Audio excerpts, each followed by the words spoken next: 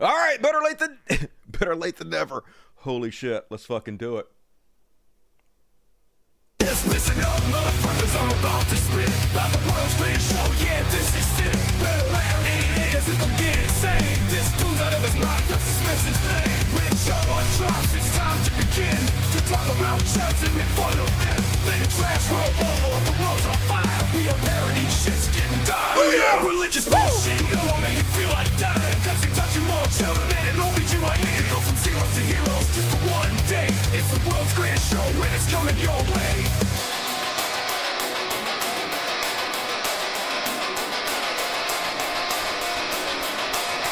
Fuck yes! Rock! It's time for the Dusty Show.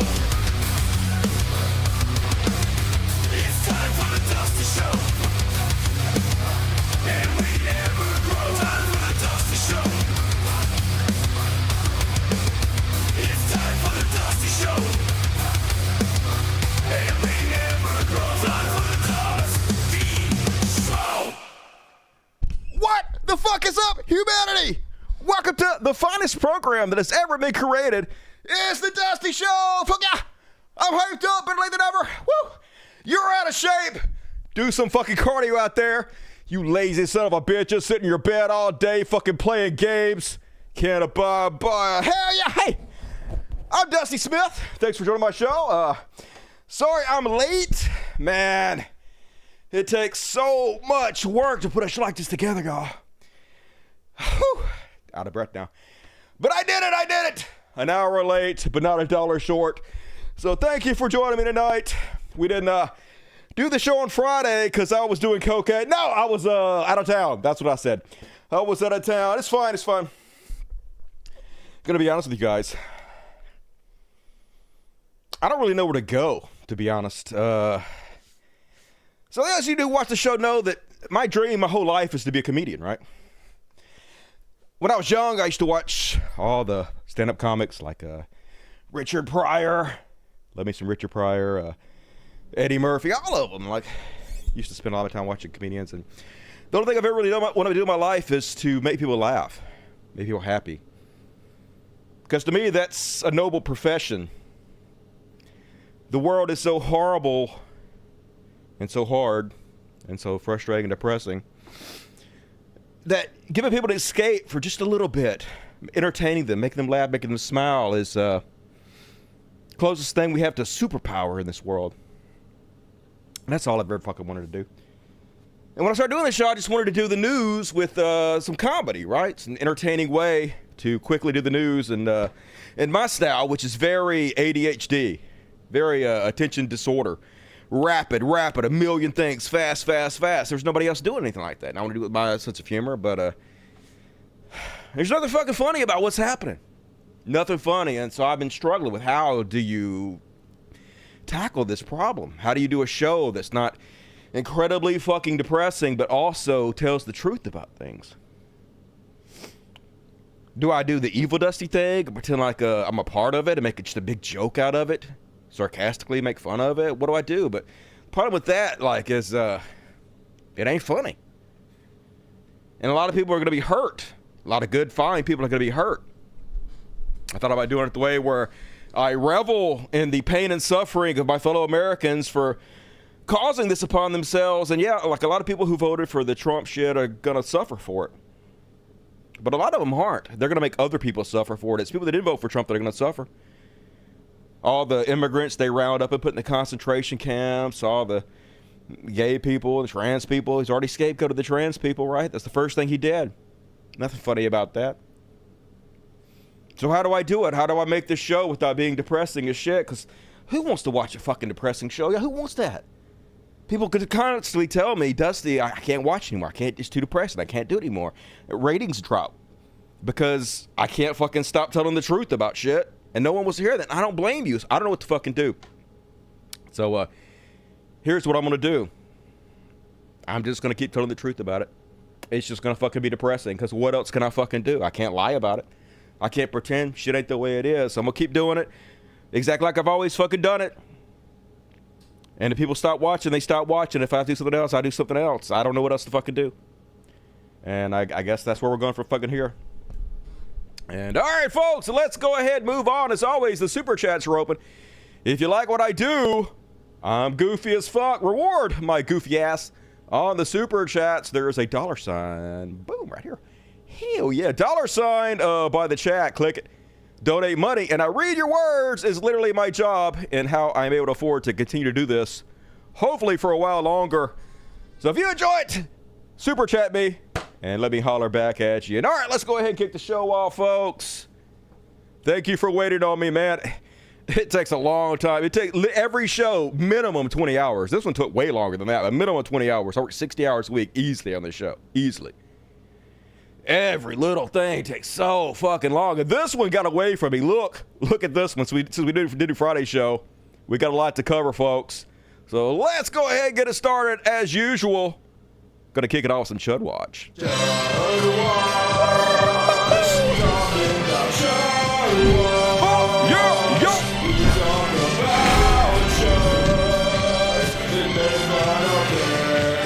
Everybody. Oh, I scared the cats. That's what you get, cats. You should be used to it by now. And first off, on tonight's Chud Watch. Hard to believe it's true, folks, but as of January 20th, this address for the next 4 years appears to the National Registry of Sex Offenders. I don't know if that's true or not, but it should, because we do have a sex offender in the White House. And why shouldn't we? We are trash. Trump is the best representative for America we could possibly have. The most American president of all time, Donald Trump. And apparently everybody who did the coup, everybody did the attempted coup at least, tried to overthrow the government and put Trump in as a dictator for life. Apparently they're all going to get away with it. Trump's DOJ likely to end manhunt for Capitol rioters. That's right, all the traitors get away with it fair and square. Cool. And they're going to stop arresting them. I guess Trump's going to pardon them all. The ones that beat cops with the American flag, the ones that crushed the cops in the doorway, the ones that made the cops so depressed he killed himself. All of them got away with it, folks, because it's America. We love our criminals over here. You can get away with anything, baby. You can get away with anything, long as you're not black. And that, they're dropping all the cases against him. He already got convicted of this one. They're going to throw out his sentencing, folks. Yeah. Trump's New York sentencing unlikely to happen. Remember when he lost that case? And in theory, the judge presiding over the hush money trial could try to proceed with the sentencing as scheduled, but he ain't gonna. He got convicted, and he gets away with it. And I speak for everybody and say, good, fuck it. There should be two different justice systems. One for the super rich white folks in the country, and one for all the rest of us. We are great. We are great people. Not a banana republic or an oligarchy anyway. This is fantastic universe. And this guy, dead on. Well, Donald Trump is now a felon. His campaign chairman was a felon. So is his deputy campaign manager, his personal lawyer, his chief strategist, his national security advisor, his trade advisor, his foreign policy advisor, his campaign fixer, and his company CFO. They're all felons. Judged by the company you keep. It's a cabal of convicts. Stop trying to sell me on everything's rigged. It's America, though. We want a mafioso-type boss, a fat, orange-minted goof to run us. At least he's not a black woman. I think we'd all agree on that. Trump, of all the things he is, not a black woman. And then I guess he can just change the Constitution willy-nilly as president. Hey, he's a dictator. Can do whatever he wants to. As part of my plan to secure the border on day one of my new term in office, I will sign an executive order making clear to federal agencies that under the correct interpretation of the law, going forward, the future children of illegal aliens will not receive automatic U.S. citizenship. It's things like this that bring millions of people to our country, and they enter our country illegally. All right, well, that's what the Constitution says, so I guess Trump can just do what he wants. Who cares? He already said he was going to shred the Constitution. The American voting public didn't care, so he's a dictator now. Whatever, Daddy Trump. Punish us, Daddy Trump. We've been bad. We've been so bad, Daddy Trump. Let me bend over and let you, alpha, manly man, MAGA Trump, spank my little white ass. Spank me, Daddy. Spank me. And hey, we've all been bad, folks. Bend over for the best of us, Donald Trump, to give us a spanking and change our Constitution willy-nilly. And Eddie just calling dictator shit out on his True Social. Any Republican senator seeking the coveted leadership position in the United States Senate must agree to recess appointments in the Senate. Basically, what he's saying is, you guys got to let me decide who's going to be all your leaders without really voting on them or anything. Just agree to it. I'm in charge of everything. No checks and balances. I run everything. Yep, Trump wants to sidestep the Senate and install whomever he wants without any confirmation. And he will. That's what dictators do. Amazing. It's great. It's super. And remember, folks, if there's one thing Trump respects the most, it's states' rights. Hey, he got rid of Roe versus Wade so he could kick it back to the fucking states. All right. Everything should be decided in the states. This man what's that? Oh, he's bullshitting. He was bullshitting. So here he is talking about how he's going to make a federal law about guns because it shouldn't be a state's issue, folks. Unlike abortion, which is just your life, your right to gun is really important. So we got to make sure that if you get a concealed carry license in one state, you can go to another state, and regardless of what the fuck they say, they ain't got no fucking rights over you. You still can carry your concealed weapon wherever the fuck you go. Very important. Seventh, I will protect the right of self-defense everywhere it is under siege, and I will sign concealed carry reciprocity. Your Second Amendment does not end at the state line. No states' rights. Seventh, I thought states' rights. I thought it was about. Okay, all right. I'm confused. Apparently, it doesn't matter. When he wants it to be about states' rights, it's about states' rights, and when he does it, it's not. He's a dictator, baby. Don't expect any logic, reason, consistency. He ain't getting fucking that. And then he laid out a couple videos about his new plans, not wasting any fucking time. Let's see what the most important items on his agenda as our new president are going to be. Here's my plan to stop the chemical, physical, and emotional mutilation of our youth. Oh, it's trans people. It's trans people, of course. The most important thing to combat in our society, not homelessness, not people dying from lack of health care, going bankrupt. None of that, folks. Nope. Trans people. Let's see what those kooky trans people have in store for them. On day one, I will revoke Joe Biden's cruel policy. It has nothing to do with Joe Biden. It's actually life-saving, but go ahead. On so-called gender-affirming care. Like Joe Rogan taking steroids, like Elon Musk having 3 hair transplant surgeries, which only pussies do. That kind of gender-affirming care? You're going to outlaw? No. Just no, not that? Okay. Making sure. Ridiculous. A process that includes giving kids puberty blockers. That's true. Some kids do get puberty blockers. That is completely reversible. You stop taking them and you go through puberty as soon as you stop taking them. So not really a big deal, but go ahead. Mutating their physical appearance. All right, that only happens in like extremely rare cases when like a teenager goes to his parents and they say, I'm going to kill myself if you don't let me have like it's almost entirely mastectomies. It's very rarely, maybe a few, a dozen a year maybe, from young teenage trans men who go to their parents and say, I'm going to kill myself. You don't have to have a mastectomy. And they talk it over with their psychologist, their psychiatrist, and their doctor, and they all decide that to keep the kid from killing themselves, they'll do it. But it's a practice that happens almost never. And I don't know anybody who's in favor of like penis surgeries for underage kids or any other type of thing. So he's just making up this fake problem in order to bring the solution to it, which is what they always do. And ultimately performing surgery on minor children. Can you believe this? I can believe that you made it up, yeah. Sign a new executive order instructing every federal agency to cease all programs that promote the concept of sex and gender transition at any age. Okay. At any age, folks. Remember they said it was just about your kids. They're protecting your kids. At any age, folks. That's what it's really about. It's about destroying transgender people. Forever. No more transitioning in our society. Whatever you're born with, whatever you were assigned at birth, that's it. For fucking ever. You have no choice. The small government going to do genital checks on you, I guess. I will then ask Congress to permanently stop federal taxpayer dollars from being used to promote or pay for the... For Viagra?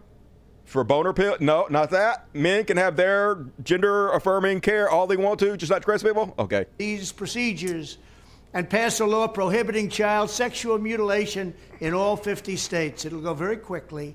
I will declare that any hospital or healthcare provider that participates in the chemical or physical mutilation of minor youth will no longer meet federal health and safety standards. Punishing doctors if you dare try to help trans people get their medical care. You're going to be put in jail or thrown out of doctorship. Standards for Medicaid and Medicare, and will be terminated from the program immediately. Furthermore, I will support the creation of a private right of action for victims to sue doctors who have unforgivably performed these procedures on minor children. The Department of Justice. So you're going to do the same thing with minors that get like breast augmentation surgery and not satisfied? Or is it just trans people you're targeting? Nothing else? No other surgeries that are performed on people underneath the 18? None of that? You only care about trans people, right? Will investigate Big Pharma and the big hospital networks to determine whether they have deliberately covered up horrific long-term side effects. So you're not going to lower drug prices with Big Pharma. You're going to go after trans people. That's what you're going to do with Big Pharma. Of sex transitions in order to get rich at the expense of vulnerable patients. Yeah, all those doctors got super rich off those 10 transitional surgeries. In this case, very vulnerable. We will also investigate whether Big Pharma or others have illegally marketed hormones and puberty blockers which are in no way licensed or approved for this use. My Department of Education will inform states and school districts that if any teacher or school official suggests to a child that they could be trapped in the wrong body, they will be faced with severe consequences. It's not happening. That's another thing they're just making up. They're not transing your kids at fucking school. Now, if you do tell your teacher that you think that you might be a trans person, they will oftentimes try to use your pronouns to respect your wishes. I guess it's going to make that illegal. I guess free speech is going to be illegal now. Including potential civil rights violations for sex discrimination. It's not happening. And the elimination of federal funding. No one's going to be charged. As part of our new credentialing body for teachers, we will promote positive education about the nuclear family, the roles of mothers and fathers, and celebrating rather than erasing the things that make men and women different and unique. Like what? I will ask Congress to pass a bill establishing that the only genders recognized by the United States government are male and female, and they are assigned at birth. The bill will also make clear that Title IX prohibits men from participating in women's sports, and we will protect the rights of parents from being forced. Aren't these like private companies who get to decide who they want to participate in their sports program? So what you're going to say is the government gets to tell private companies who they're allowed to hire for sporting events? Is that what you're saying? That's super small government right there, isn't it? First, to allow their minor child to assume a gender which is new and an identity without the parents' consent. What about with the parents' consent? You also said you're going to make that illegal, right? The identity will not be new, and it will not be without parental consent. No serious country should be telling its children that they were born with the wrong gender. This country's not telling them that. In fact, you're telling them that, right? They're saying, hey, your idea about who you are, your identity is not correct, and it's illegal. You have to be what somebody else assigned you at birth. That's literally what you're telling them. A concept that was never heard of in all of human history. Literally, there have been trans people throughout all of human history. They might have been accepted in certain societies, but you might want to read a history book. That's crazy talk. I'm sorry. Nobody's ever heard of this, what's happening today. I've heard of it. It was all when the radical left. I saw Tu Wong Fu, Thanks for Everything, Julie Newmar, back in the 80s, dude. Back when Patrick Swayze was alive, before he was a ghost. Invented it just a few years ago. Under my leadership, this madness will end. Thank you very much. Yes, the madness you guys invented, the boogeyman that you created to scare people into voting for you, will end. It won't end, though, because you'll keep talking about it. And then, don't worry, folks. If that wasn't enough for you, he has 10-point plan to rebuild America's schools. I mean, yeah, he's going to get rid of the Department of Education. So, doesn't seem like the government should have any role in it after that. But don't worry, folks. This is genius shit. And I guarantee you, it's not all going to be about trans people, right? Here are 10 key ideas that will power our movement for great schools. First, we will respect the right of parents to control the education of their children. That can already do that. What you're going to do is you're going to put certain parents in controlling the education of all children. Anybody complains or bitches, any right-wing Christian gets their way. They can just get to decide what all children are taught, regardless of what the parents of those kids think. That's really what you're saying. Empower parents and local school board to hire and reward great principals and teachers, and also to fire the poor ones, the one whose performance is unsatisfactory. So what he's talking about here is he's talking about getting rid of the unions. He's talking about the unions being able to keep you from firing people willy-nilly, and they're going to gut the teachers' unions, folks. Will be fired. Like on The Apprentice, you're fired. Oh, great. It's a reality show. Third, we will ensure our classrooms are focused not on political indoctrination, like what? but on teaching the knowledge and skills needed to succeed. It's already like that. Reading, writing, math, science. That's what they do? Arithmetic. Okay, yeah. And other truly useful subjects. Fourth, we will teach students to love their country. Why? Not to hate them. That's indoctrination. They're not teaching them to love their country or hate their country. You have a logical worldview where you're a free thinker and you take every situation on a case-by-case basis, and on some of the cases the country is good, and on some of the cases the country is bad. You don't teach them just to blindly love and follow. That's jingoism and sort of terrifying. Country like they're taught right now. Fifth, we will support bringing back prayer to our schools. Okay. Sixth, great. So all prayer. As an atheist, I get to pray to my atheist God in front of your entire class. Isn't that right? No? Just Christians? Oh, that seems unconstitutional. We'll achieve schools that are safe, secure, and drug-free, with but not immediate gun-free. Expulsion for any student who harms a teacher. That's already the or case. Another student. All right, that's already the case. Seventh, we will give all parents the right to choose another school for their children if they want. So they're talking this is what it's really about, folks. So they hate the public school system, and they want to do the largest giveaway to religious organizations in the history of this country. So what they want to do is they would take all the federal money for schools, all the money taxpayers pay on the property taxes to go to schools, and they want to funnel as much of it they can into Christian schools because that's how they indoctrinate the children and get Republicans elected. So that's exactly what they're going to do. They're going to get rid of the Department of Education, and they're going to do everything they can to funnel as much money into private Christian schools and homeschooling as they can. And I'm going to have to pay for it. Atheist Dusty, you don't have any fucking kids, is going to have to pay for your kids to go to Christian school and learn about Jesus, even though the Constitution says I'm not supposed to have to do that. But who gives a shit? We have a dictator now. We can do whatever we want to, right? School choice. Eighth, we will ensure students have access to project-based learning experiences inside the classroom to help train them for meaningful work outside the classroom. Like what? Ninth, how to use AI? Strive to give all students access to internships and work experiences. Oh, great. Free labor. That can set them on a path to their first job. They're going to be very, very successful. I want them to be more successful than Trump. Let them go out and be more successful. So don't bankrupt 5 different businesses. That's a low bar. Be the happiest person in the world. But we want our children to have a great life and be successful. And 10th, we will ensure that all schools provide excellent jobs and career counseling so that high school and college students can get a head start on jobs and careers best suited to their God-given talents. We already have that, but that's fine. This is how we will ensure a great education for every American child. Mm-hmm. And one other thing I'll be doing very early in the administration is closing up the Department of Education in Washington, well, then D.C. You don't have any business being in any kind of school choice, right? You're completely going to wash your hands of it, then fuck off. The states can do whatever they want to, right? And sending all education and education work and needs back to the states. Then why did you say all that other bullshit you just said? If it's going to be all about the states, then everything you just said has no meaning. Them to run the education of our children because they'll do a much better job of it. You can't do worse. We spend more money per pupil by 3 times than any other nation. We're the richest country in the world, though. Everything's inflated here. Absolutely at the bottom. We're one of the worst. We are one of the worst. So you can't do worse. We're going to end education coming out of Washington, D.C. We're going to close it up, all those buildings all over the place, and you have people that in many cases hate our children.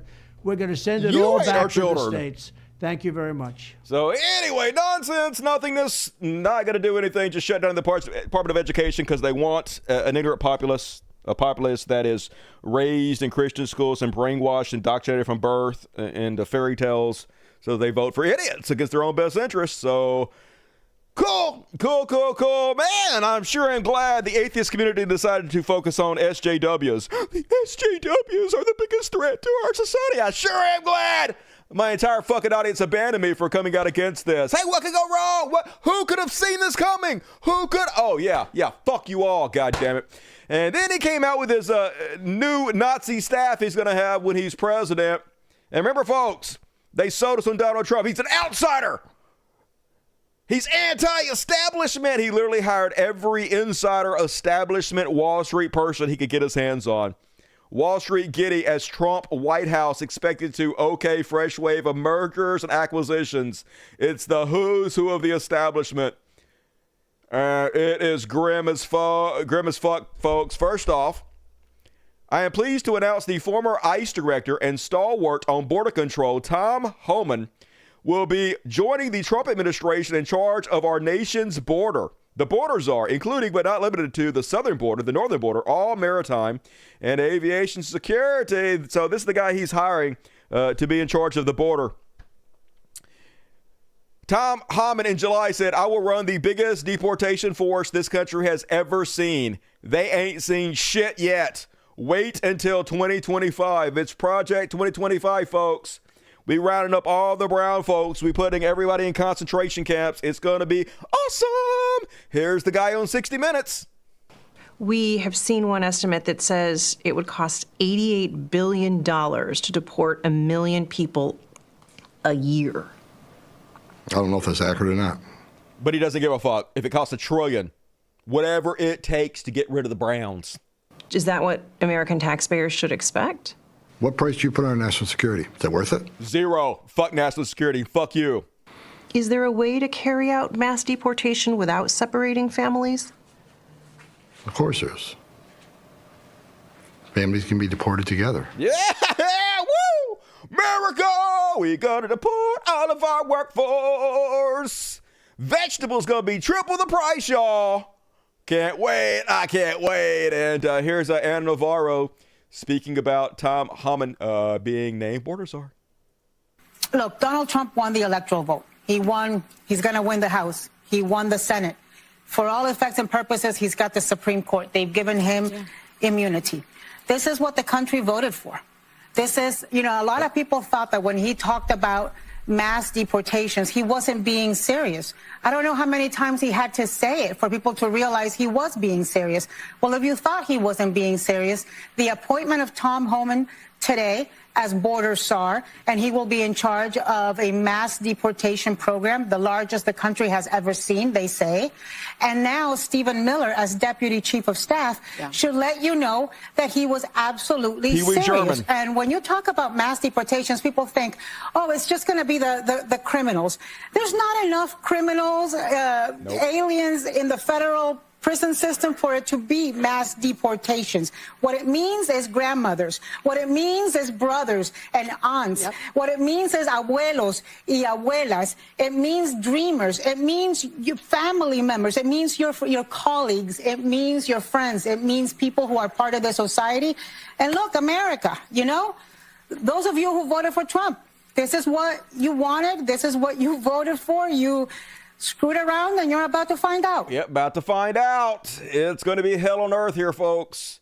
It's crazy times. And, Trump spokeswoman, mass deportations will begin on day one. The American people have delivered a resounding victory for President Trump, and it gives him a mandate to govern as he campaigned, to deliver on the promises that he made, which includes on day one launching the largest mass deportation operation of illegal immigrants that Kamala Harris has allowed into this country, because the vice president really has all the power, if you think about it. Includes drill, baby, drill. We've literally never drilled more oil than we have right now. We're drilling far more oil than we did under Donald Trump. Don't think about that either. And expediting permits for nuclear, for that, we should do that. For fossil fuels, not for that. For above all, energy approach that's going to bring down the cost of living in this country. It's not. His tariffs are going to increase prices hellaciously, but you guys are going to fuck around and find out. It's all good. And it's so funny, folks. All the brown people being deported and their families being deported. It's going to be hilarious, says Fox News. And there will be massive clashes because You're going to have cameras out there making sure that they capture the images of ICE coming along and taking and abusing people. Yes, they're going to show them doing Nazi shit to brown people. Absolutely. It's going to be all over the airwaves, and you guys have to own it. But this is how they're going to own it, folks, by laughing at it. And taking these people away, and they deserve to be taken away. Sometimes you have to do tough stuff, but AOC is going to be there tying herself to migrants. It's going to be hysterical. Funny. We going to abuse the shit out of brown people. We going to broadcast it on Fox News, and we going to laugh. Are we the baddies? And then he hired Lee Zeldin, folks, to run the EPA, the Environmental Protection Agency. You know, the agency that's supposed to keep water clear and the air fresh and worry about global warming. Here's the guy he puts in charge of global warming. Lee Zeldin says, Kathy Hochul is well aware that the wildfires weren't caused by a climate crisis, but she is really banking on you being too dumb to know the difference. So we got climate change deniers running the EPA. It's the last fucking thing this country and world need, folks. They're literally going to accelerate climate change at the worst possible time. And good. Burn us to the fucking ground. We deserve it. We are horrible.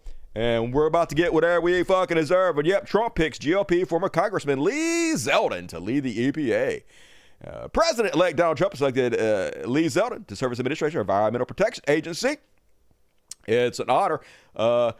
One of Zeldin's first tasks will likely be starting the process to overturn several of the Biden EPA's biggest rules on climate, including tailpipe regulations for vehicles and rules aimed at slashing pollution from power plants and oil gas producers. Yeah! Oh my God, I can't wait to breathe all the smog in. I can't wait. My lungs are black as fuck and I can just die and leave this horrible planet. Thank you, Trump administration. You've heard my prayer. Then he hired Elise Stefanik. Donald Trump has offered Elise Stefanik, the woman who ran for her life on January 6th and then called insurrectionist patriots, U.S. ambassador to the United Nations, folks. Our UN ambassador going to be a woman who believes the people who tried to overthrow our government are patriots, folks. That's where we're at. We are... the embarrassment of the world right now. What a humiliation. Here she is. Fuck America, fuck us. And yeah, fuck us. I agree. We are the worst. Fuck us.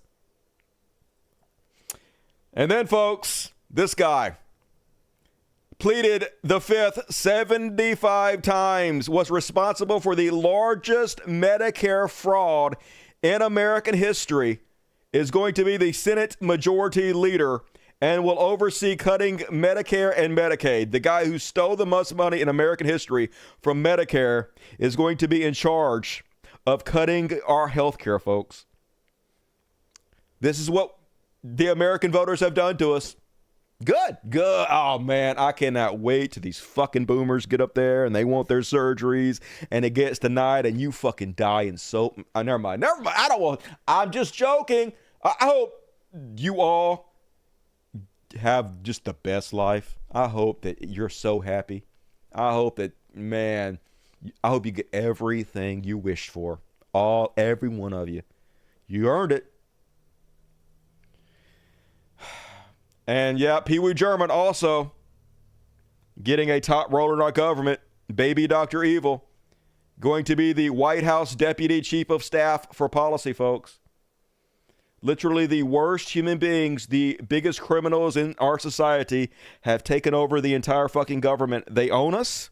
They rule us. They can do whatever they want to, and Trump will pardon them. They can commit any crime they want to, and if we speak out against them, they can put us in fucking jail. It's the death of America. America died, folks. We are living in the rotting corpse of the former greatest empire on the planet. Just like maggots feasting off the rotting flesh. And I won't be surprised to see this next, folks. I know this is supposed to be a joke. I guess it is. I formally accept the offer to serve as President Trump's new press secretary. It's the dumbest timeline. There's Alex Jones. Who's to say this is not going to come to pass? Don't be surprised to see it. And then they asked Trump supporters, why'd you vote for Trump? You knew who he was. It's the fucking snake poem. You knew who he was, bitch. This response went viral, folks. I would say it's unbelievable, but it's not. In Scranton on Wednesday, Matt Wolfson, a 45-year-old former construction worker, looked around at poverty in the Rust Belt city and thought the nation needed a change in leadership. Wolfson said he didn't love the dictatorial aspect of Trump's personality, but thought it could help keep the country out of wars and maybe bring peace to some other conflicts, including in Ukraine. He's good and bad. People say he's a dictator. I believe that. I consider him like Hitler, Wolfson said, but I voted for the man. Yeah. Woo, they know, folks. They not even pretending. They know, and they don't give a shit. This is how Hitler got elected to begin with. It's not ignorant people that didn't fucking know what was going to happen. It's people that understood the choice, and they chose it. And that's what we did in this country. This is who we are as a people, folks. This is America. Bitches be tripping, yo.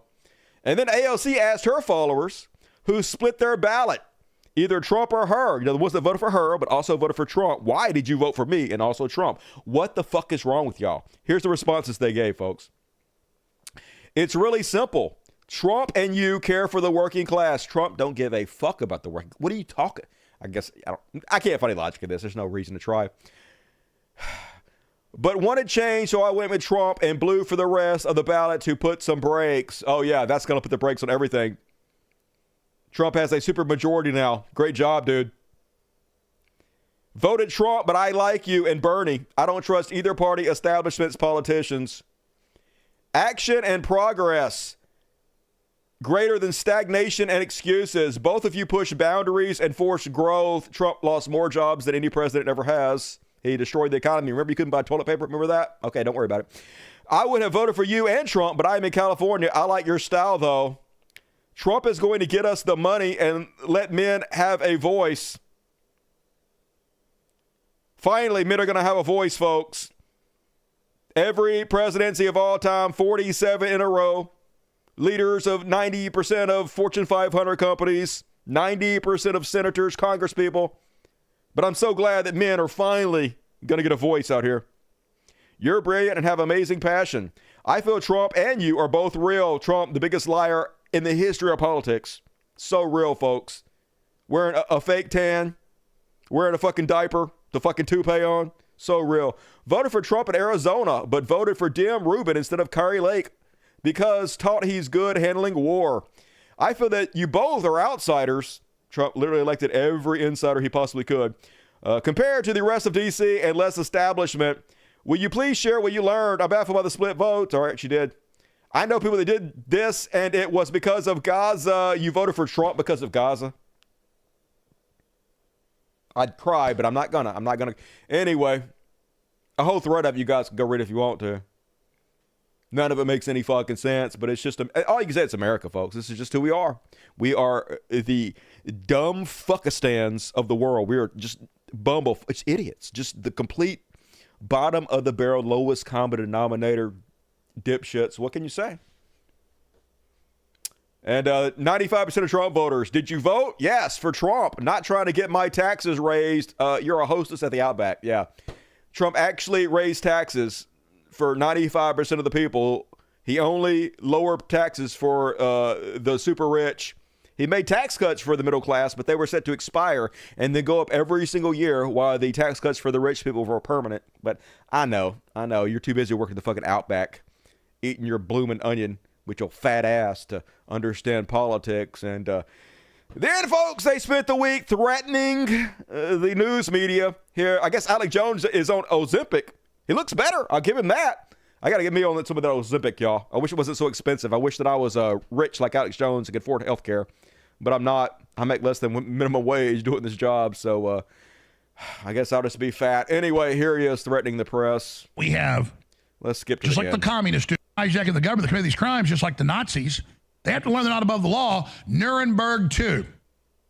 Because if Trump goes after little stuff like Hunter Biden and all the things the media tries to get us to focus on. Yes, is it the media trying to get us to go after Hunter Biden? Definitely, that was the media and not right-wing MAGA supporters. That's a diversion. Sure, put him in prison, too. But we'll get to him later. Trump says, we're going to find the missing children. And that's what the task forces going out are doing when they're going after the gangs and the human traffickers. It's the same people. We're finding the children.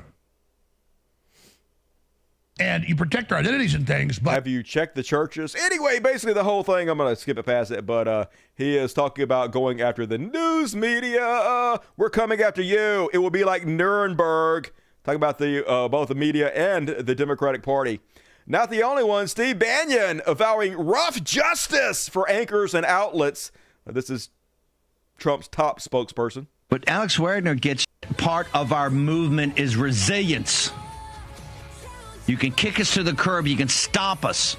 You can beat us in a battle, but you can't win the war, and you will not win the war. You people are revolting. Revolting. What you have done to this country, what you have done to the citizens of this country. And yes, yes, yes, you will pay a price for that. You will pay a price for that. It's called justice. Rough Roman justice. Rough Roman justice! That's what you have coming your way, MSNBC. I know you free speech absolutists are appalled, aren't you? You're not? You don't give a shit? Oh, you're fake? What? I am shocked. So scary that the press freedom groups issue a dire warning. Press freedom groups issue dire warning on Trump on the campaign trail, and during his previous administrations, President-elect Donald Trump has frequently deployed violent language and threats against the media. Anyway, they're scared, and they think the freedom of the press is going to be violated, destroyed, and they're not wrong. But if you literally get paid hundreds of millions of dollars to bullshit like Joe Rogan calls on Trump to unite everybody after victory. Because, yeah, isn't Trump uniting everybody? Isn't the most divisive human being to ever step foot on American soil totally going to unite us all? Please make this make sense. I mean, I know it doesn't make sense. He's just saying whatever he thinks he has to make money, but... And then, folks, anyway, let's just play it. But it's Donald Trump as the messenger was so polarizing that people lost what's really going on just based on who this guy is, who has, like, just like Tony Hinchcliffe is an insult comic, Donald Trump's entire career is, you're fired. Yep. You're a loser. Rosie O'Donnell's a loser. Like, that's his whole shtick. Okay, that guy should be president, though. That's not presidential. That's embarrassing. That fucking sucks. And we could do better, right? And you expect him to course correct? I expect him to be presidential. I expect him not to be a giant fucking embarrassment to the goddamn country. Don't you? You don't? Once he get into office? No, he's not. That's not who he is. Okay, then let's not elect him. You elected that guy. But along with that, now you get RFK Jr. Okay, that's worse. You see how that's worse? You get Tulsi Gabbard. Okay, that's even worse. You get Elon Musk. Oh, my God. You're making it a million times worse every name you drop. And you get J.D. Vance. Oh, J.D. Vance. Well, you sold me on that one. Brilliant people who aren't ideologically captured. They're not. Oh, my. I'm going to rip my own fucking hair out, y'all. I'm about to pull. I got this bad habit of pulling my eyebrows out. I'm going to pull. You're telling me that Elon Musk is not ideologically captured. He is the biggest purveyor of disinformation in the history of social media. All he does is push right-wing talking points and lies all fucking day long, not to even mention the rest of them you named. I mean, whew, okay, I'm going to calm down. Two of them who used to be Democrats. One of them that probably knows more about environmental polluting and about the problems. He's literally working for a man that denies global warming. Pharmaceutical drug companies and health and the consequences of all sorts of pesticides and herbicides, ingredients in your food that should be banned and are banned in another country. You got that guy in there now. Great. And we got the brainworm guy, the guy that took a dead bear and put it in the park in New York. Real chance to make real change. This is like one of the first times ever where there's. He was already president, you fucking bald monkey. The real chance to make real tangible change that's going to be for the good of everybody. The good of everybody! And he's got to unite people. He's got to not attack the left and not attack everybody. Let them all talk their shit, but unite. Now it's time to unite everybody. This is the dumbest human that's ever lived. Imagine Trump not attacking other people. Imagine believing that was possible. Imagine being on the largest podcast on the fucking planet saying this shit. Just shit it in your mouth and telling you it's pumpkin pie. Anyway, and now he is admitting that, I get it, sort of, if you read between the lines, he's admitting that Trump was lying about election interference the whole time, but it's actually hilarious. It's so funny that he did too. He lied continuously. He had people that were pushing election fraud on, pushing the big lie, selling it to his dipshit audience. Here they are, folks, admitting that it was all bullshit. So, turns out voting works. It's real. As much as we fucking thought they had it rigged. As much as we lied to you idiots. We lied. We lied to your face. I had Trump on here. He lied. I didn't push back. I sucked his dick. It turns out we was lying.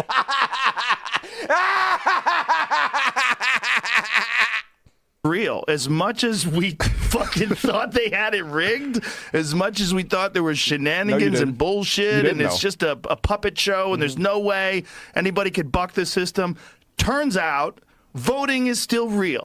Turns out we lied to you, stupid motherfuckers. It's hilarious that we did that. Oh my God. We're such a scamp. Woo! Hey, at least we're admitting it, folks. Not like any fucking body that follows them cares in any way whatsoever. They want to be lied to. Oh my God, lie to me again, Daddy. I've been bad. I deserve your lies. And while we're on fucking Joe Rogan, he had dipshit dumbass Theo Vaughn on, and true. Yeah. It's not true. Well, why? I don't understand why left-leaning media, which is mostly Jewish, are calling people white supremacists, dude. Did you just say that? Yeah, I just don't understand. Left-wing media is mostly Jewish? I mean, according to my Jewish friends, it is, you know? But why do they hate white guys? Why do they hate white people? You fucking Jews. Why do you Jews hate all the white people? God damn it. Fucking whites. They're the real victims of our society. When are white people finally going to get some comeuppance? I can't wait till white people start ruling things. That'd be nice. This is our society, though. We make the dumbest people rich, folks.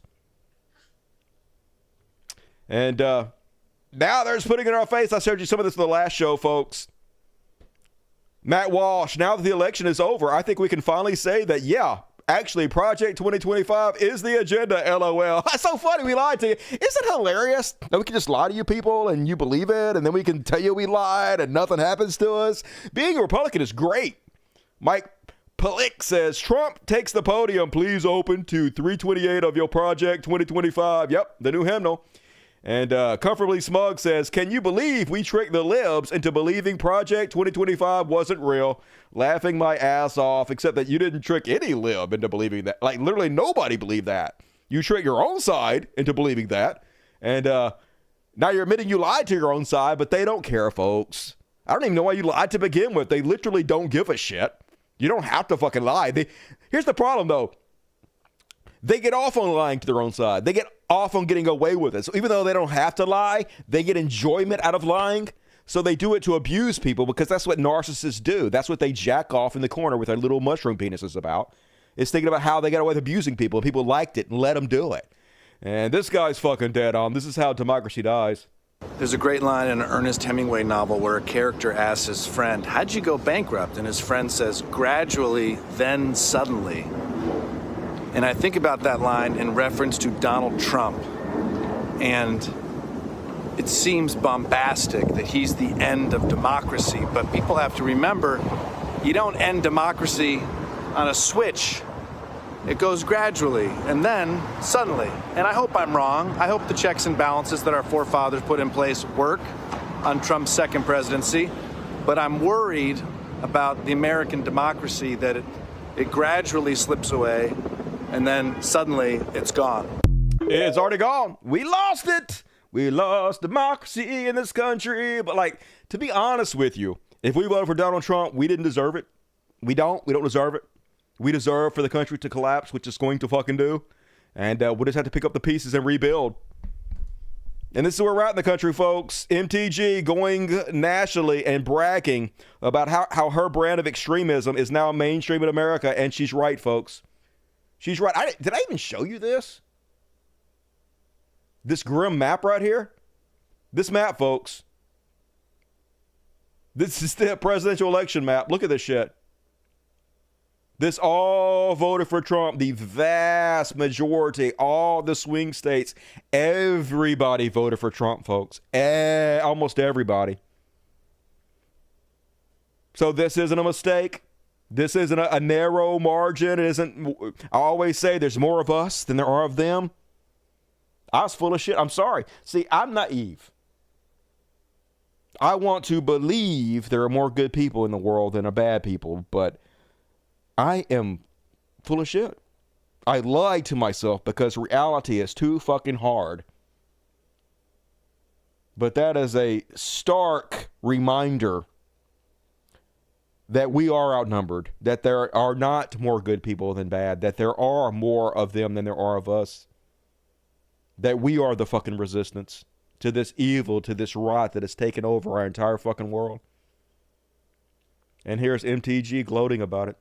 It's interesting. I think of you and Trump as very similar in the arc of your public careers. You both came from outside of politics into politics. You were both declared dangerous to the country almost immediately. You were, for a period of like a while, months, the most reviled person in the world. Mm-hmm. You were a danger to democracy. I'm surprised you didn't get arrested. And then you kind of endured. You stuck it out. You weren't intimidated. You didn't leave. The Republican Party tried to kick you out. You hung in there. And then you became one of the most influential people in the party. It does kind of feel like Donald Trump's story. Absolutely. Well, I haven't been arrested yet. No, you. Fair. And I'm still alive, even though several have tried. But, you know, it's pretty interesting to me, Tucker, and I'm actually enjoying it very much. I get to listen to all these Republicans that denounce me and voted to kick me off committees and talked bad about me and slandered me and distanced themselves from me. I get to listen to them, and they very much sound like Marjorie Taylor Greene. As a matter of fact, they say the same things that I say. I noticed that. You did. Have any apologized to you? Quite a few have, actually. Oh, good. Quite a few. Not all of them, but quite a few have apologized. Well, good for them. Well, when they get yelled at when they go back home by their own constituents and get asked, why can't you be more like Marjorie Taylor Greene, I think they figured it out. So they're spineless. They can't stand up for themselves. That sounds about right, doesn't it? And hey, they're not gonna break me. I'm admitting the truth to myself, but that doesn't mean I'm not gonna keep fighting. I mean, I'll fight to my last day. You don't gotta worry about it. I'm not gonna lay down for these people. I'm not gonna lay down because I'm fucking outnumbered.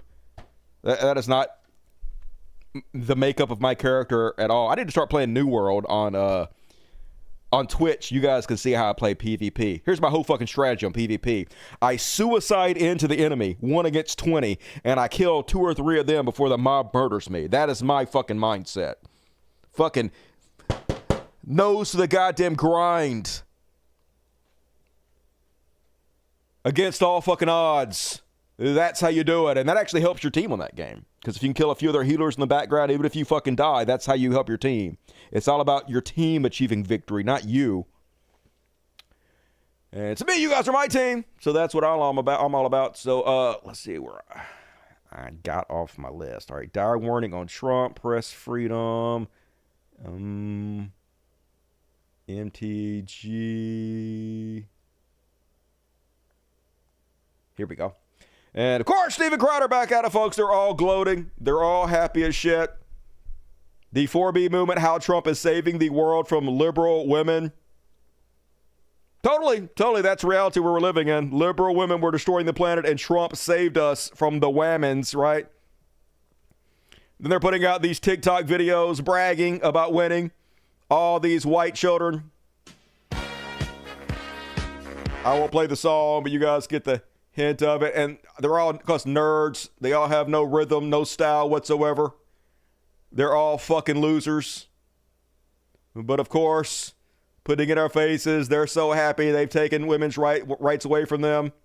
They've sold our country out, made us an embarrassment to the entire goddamn world. They fucking love it. These kids who are rich, these kids who live off their parents' fucking dime, they goddamn love the fact they've ended the country. They're about nothing else but upsetting people, putting our faces in it, gloating. This girl thinks she's fucking goth, I guess. Says, don't mind me, just celebrating election with donuts. And she's listening to a song about how Donald Trump's the best. Let me explain something to you, lady. Nobody who voted for Trump has ever or will ever be goth, okay? Just like no Republican will ever be counterculture, no MAGA will ever be punk, no Trump supporter will ever be goth. You're just a poser. You're fake as shit. An anathema to nature. And hey, speaking of anathemas to nature, here's a black guy wearing a Confederate flag hat and shirt and shit. Most of these black women, most black women who voted for Kamala Harris got 2 or more baby daddies by 2 or more different. Isn't that true? All black women who voted for Kamala Harris have 2 or more children by baby daddies. That's not racist at all. That's just a fact that he's pulling out of his ass. Most of the women who voted for Kamala Harris don't have a husband or a man who they follow. They got a man they got a man who they suck, but they're not following this man because that man they follow is a weak man. I mean, good. If you have your own mind as a woman, that's positive, is it not? So now, homie, there's no way in the world my woman not gonna vote what I vote for. You ain't got no fucking woman. Let me see your woman. She ugly. I guarantee you that. You got a woman. She ugly as fuck. Because I'm the head, and she trusts my given the head ideology. She trusts my belief system. What woman would trust you? You can't even form a sentence. But black people don't have a belief system. They believe anything that can be made true to them. That's MAGA. It's a lot of blocking people and arguments going on right now. People can't voice their opinion. He's got a security blanket, y'all. Isn't he so edgy? That's what it's all about, though, folks. It's so pathetic. So this guy's such a fucking loser. He can't get accepted in any social circle except for the sellout MAGA social circle, the dregs of humanity. So he's made it his entire fucking personality because he's a lonely fucking loser, and this is the only way he can get attention. He has to be so edgy. So this is so tired. It's so done to death. It's 2014, but it still gets you an audience somehow in this day and age. Then did you guys hear about this woman who beat up a Kamala Harris protester, I guess? Escambia County deputies have charged the woman they believe assaulted another woman at a political rally last week on Pensacola Beach. Tiffany Gherkin, now charged with felony battery on a person 65 or older and property damage. Why is there a law for beating up older people? I'm just saying. Should it be the same illegality to beat up anybody regardless of what age they are? The victim, Holly Shelton Snowden, says she was with a group rallying support for presidential candidate Kamala Harris at the time when a woman started yelling at the group. Snowden says the woman grabbed her sign and walked off. Snowden confronted her and says the woman hit her then with the sign in the face. You have to be held accountable, and I've prayed for her. That'll I'm not help. a saint, but I do pray, and I do know Waste your God time. is the reason that I'm okay and All that right. I'm not blind. Now you make me root for the one that hit you a little bit. A little bit. Not just kidding. Just kidding. Anyway, violent Trump supporters. I dare you have your own opinion. And then, folks, here's a real popular on right-wing social media. So they make up something fake. They make a fake video. See my perfectly powdered hair, y'all? Look at that perfectly fucking powdered hair. So they make a fake video. And then some other right-winger who's a social media influencer shares the fake video and pretends it's real in order to rage bait their ignorant right-wing followers who also, I don't know if they believe it's real or not, but they claim they believe it's real in order to shit on the left. Case in point, this video, which is incredibly fucking obviously fake.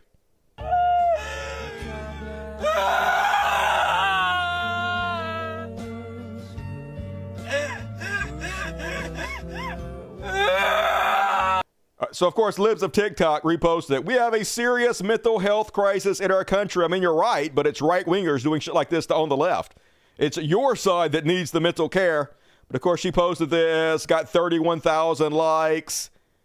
People believing it's fucking real because, you know, That's how they make money. Elon Musk literally pays this woman to lie for a living, because why wouldn't you?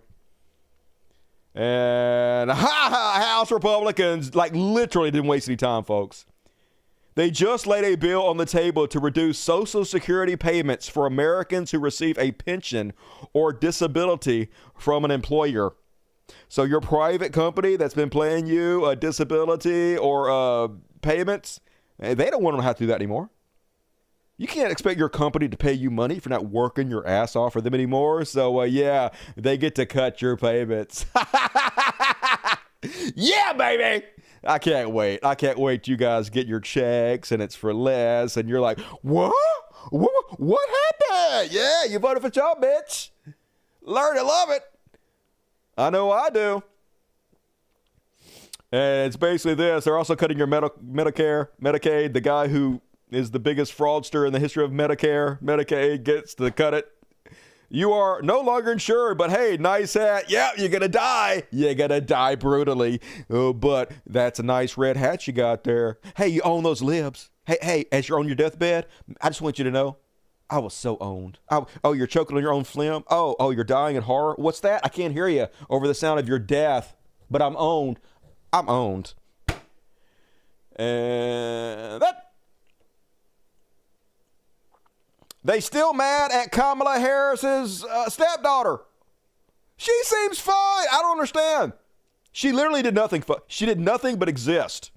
They could not stop shitting on her from day one. You guys won the election. You still can't stop shitting on this poor girl. Remember when Libs told us she was the new supermodel we had to worship? I do not remember that. I'm literally a Lib, I guess. I'm a progressive. I never saw one person say she was a supermodel and then you had to worship her. But this is conservatism 101. They make up shit. 40,000 likes, folks. 40,000 likes for this thing they made up and claim is true, which is the entirety of Republicanism and MAGA. Just make shit up and claim the left hates you for it. But hey, if you want a silver lining, folks, know for sure that eventually Florida going to go blue. No matter what. So, silver linings, it's going to happen. And Trump going to make it happen faster than ever. So, good. Can't wait. Can't wait. Dear brother, no, you can't live with me. And then a lot of posts going around over Trumpers who voted for Trump and now are regretting their decision. Now, I don't know if all of these are true or not, but I'm sure some of them are. Thought I would share some of these with you guys anyway, since this is a very popular form of posting now. First off, so my sister-in-law voted Trump, now regrets it, wants to die. Her daughter's calling her a Nazi. She said she voted for him because she didn't want abortion and believed the lie of teachers giving trans surgery and his policies.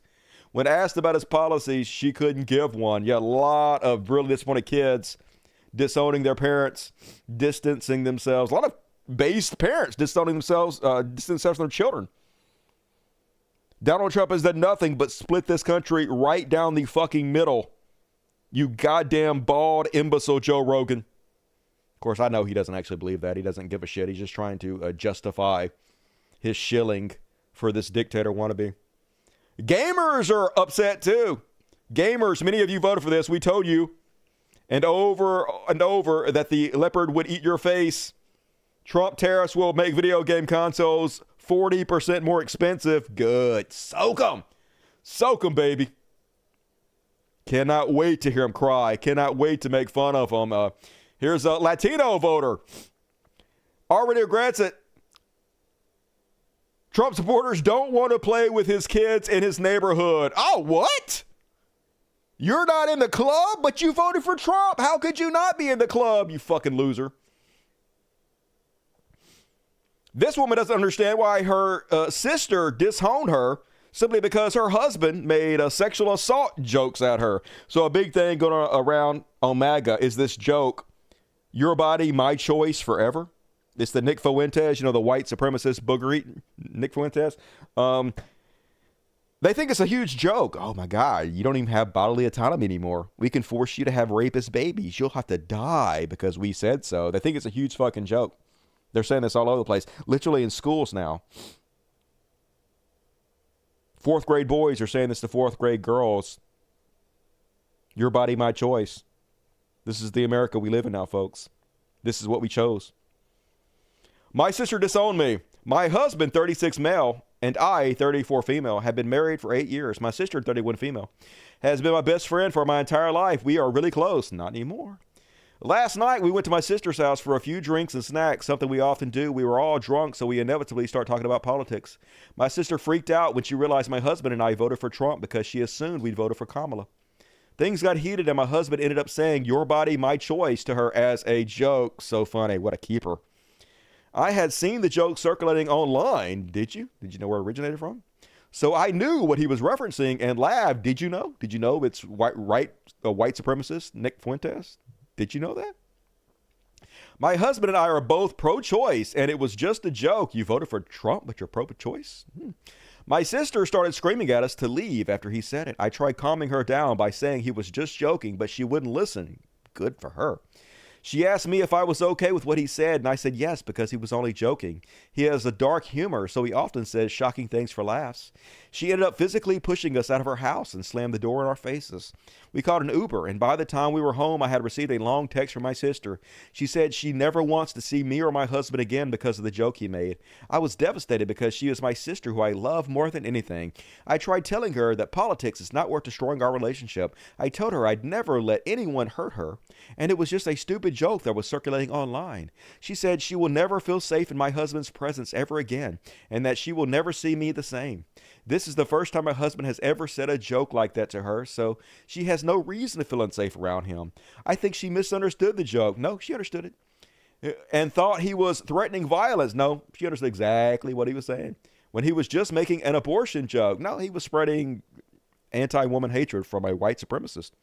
I understand the joke was inappropriate, misogynistic, and disrespectful, but she is my sister. Both of our parents are dead, so she is the only family I have left. I don't know what to do because we already apologized. Have you tried getting fucked? She was also the one who started it, and she started it though, folks. When she started freaking out about us voting for Trump. She knows we are a small business owner, so I thought she'd understand why we voted for Trump. Oh my God, you're so dumb. Even if you didn't say the stupid rape joke, this is good enough not to have anything to do with you. We are just trying to make ends meet. We are not racist, or sexist, or any of the words she was spewing at us. Yes, you are. How do I get through to her? You don't. That she's overreacting. She's not. We have no other family, just us. Sucks to be you. I know she'll regret ruining our relationship. She won't. Because of a stupid joke. Everyone was drunk. Tension was high. But we love each other. Not anymore. Throwaway account for privacy. Yeah, you lost your sister for Trump. Seems bad, but whatever you do, you. And this one says, my kids won't come to Thanksgiving or Christmas. I know this is fake. I'm a troll. This never happened. Blah, blah, blah. This is 100% true. I have 2 daughters that are both in college. We have a family group chat with my parents, all of my siblings, and all of the grandchildren. My parents and siblings all are Trump voters, supporters, and are not shy about it. Most family gatherings would evolve into an argument between them and myself. I grew up in a shit show. My kids did not. After the election, my kids silently left the group chat. My mother and sisters are trying to plan a Thanksgiving through the chat. When my mother noticed my daughters left, she called to ask why. I told her they are grown adults and she would need to ask them. So she did. One of my 2 daughters is a lesbian. When my mother asked the 2 girls, they told my mom that they would no longer be attending any family functions, including Christmas and Thanksgiving. This created a shit show on an epic scale in the family chat. My mother tried to explain to my kids that their vote had nothing to do with them. My oldest explained that they exposed their character and they were raised to not engage with people that condone rape, lying, and cheating. She told my mother that your votes would directly impact our lives in a negative way, and you guys do not care. You chose a politician's hollow words over your grandkids. And yeah, good. Start fucking disowning your family. Fuck them. Make them social pariahs. Let them know what they did and the ramifications of it. Here's another similar story. Guys, I'm not crying happy tears. Good. You deserve it. I'm not going to be apologetic for being excited. I'm sure you won't. Why would you apologize for being a horrible human being? If it was the other way around, all of the Kamala supporters would celebrate. Right. But we didn't put a wannabe dictator, a criminal, a felon, a rapist who wants to round up brown people and put them in concentration camps in the fucking White House. A little bit different there. I want to say that first. I'm very relieved because I voted what I believe in. Nothing. And I felt heavy on my heart that it's the right thing. You're an idiot. Knowing that it was the decision the American people made I'm relieved and I'm very happy. So very, relieved. very happy, okay? Good. Be It's the happy. very first day of finding out the election results. All of us are happy. I'm very happy. But I'm not going to continue to post about it. But I'm also not going to be sorry about it. And I always talked about how my family, sorry, I don't want to make this more than once. I always talked about how my family had different beliefs, my grandma and my mom and my sister, They're based. They're better than you. and how we always got along. Yeah, well, you're a fucking moron. And I wore my grandma's sweater to go vote, and Tough shit. I'm so sorry. I'm trying not to cry, okay? Cry, But my bitch. heart's broken. Good. I hope it's real broke. Try not to cry. Yeah, try it. My grandma just sent me a very sad text. Love your grandma. It broke my heart. Break it more. Shatter it. And my mom has yet to text me back. Good. Lost everybody. Is it worth it? For My Trump, point is of it making worth this it? video is to say that Mhm. I am very happy, and I expressed You how look happy happy. I was. You look so happy. And I'm not going to be sorry for that. I bet you will. I'm Wanna bet? completely heartbroken that my family is Smarter than taking you? it how they are. I never did this to them when Biden won. That's because they're completely two different people, right? I guess Biden is a child murdering butcher, so I do got to give you credit for that a little bit. Never. But Anyway, they disowned her. She's sad. That's the story behind that video. And this guy says a true story. One of my employees, a former DACA recipient who became a U.S. citizen through marriage, recently shared his reasons for voting for Trump. His parents, who are undocumented, you voted for Trump and your parents are undocumented. This is going to be hilarious. Woo! His parents, who are undocumented, have worked hard to make a life here. His father in construction and his mother in medical equipment manufacturing. Despite the risk, he feels the need to protect them, especially now. His choice to support Trump was driven by concerns over inflation, which was caused by Trump, and the war, the Ukraine war, because it shot energy prices up, which he believes has made it increasingly hard for his parents to make ends meet on their wages. He wasn't aware of the mass deportation narrative. You weren't aware, so you never listened to a word Trump said. You just voted for him anyway? Seems about right. Until he started getting text messages from people saying, pack your bags. People not realizing he is actually a U.S. citizen now. He started to research it, and now he is utterly terrified for his two parents. I don't know what to say about that, folks. I feel bad for your parents, but they gonna get it because of what you did. You sold your fucking parents out for Donald Trump. That's what you did. That's who you are. You live that for fucking ever. Forever you gotta live with that. Unfortunately, so do your parents. And this one says, I voted for Trump. My wife sent divorce papers. What do I do? I didn't even know it was possible to be served divorce papers this quickly. It's not. She was planning on doing it for a long time.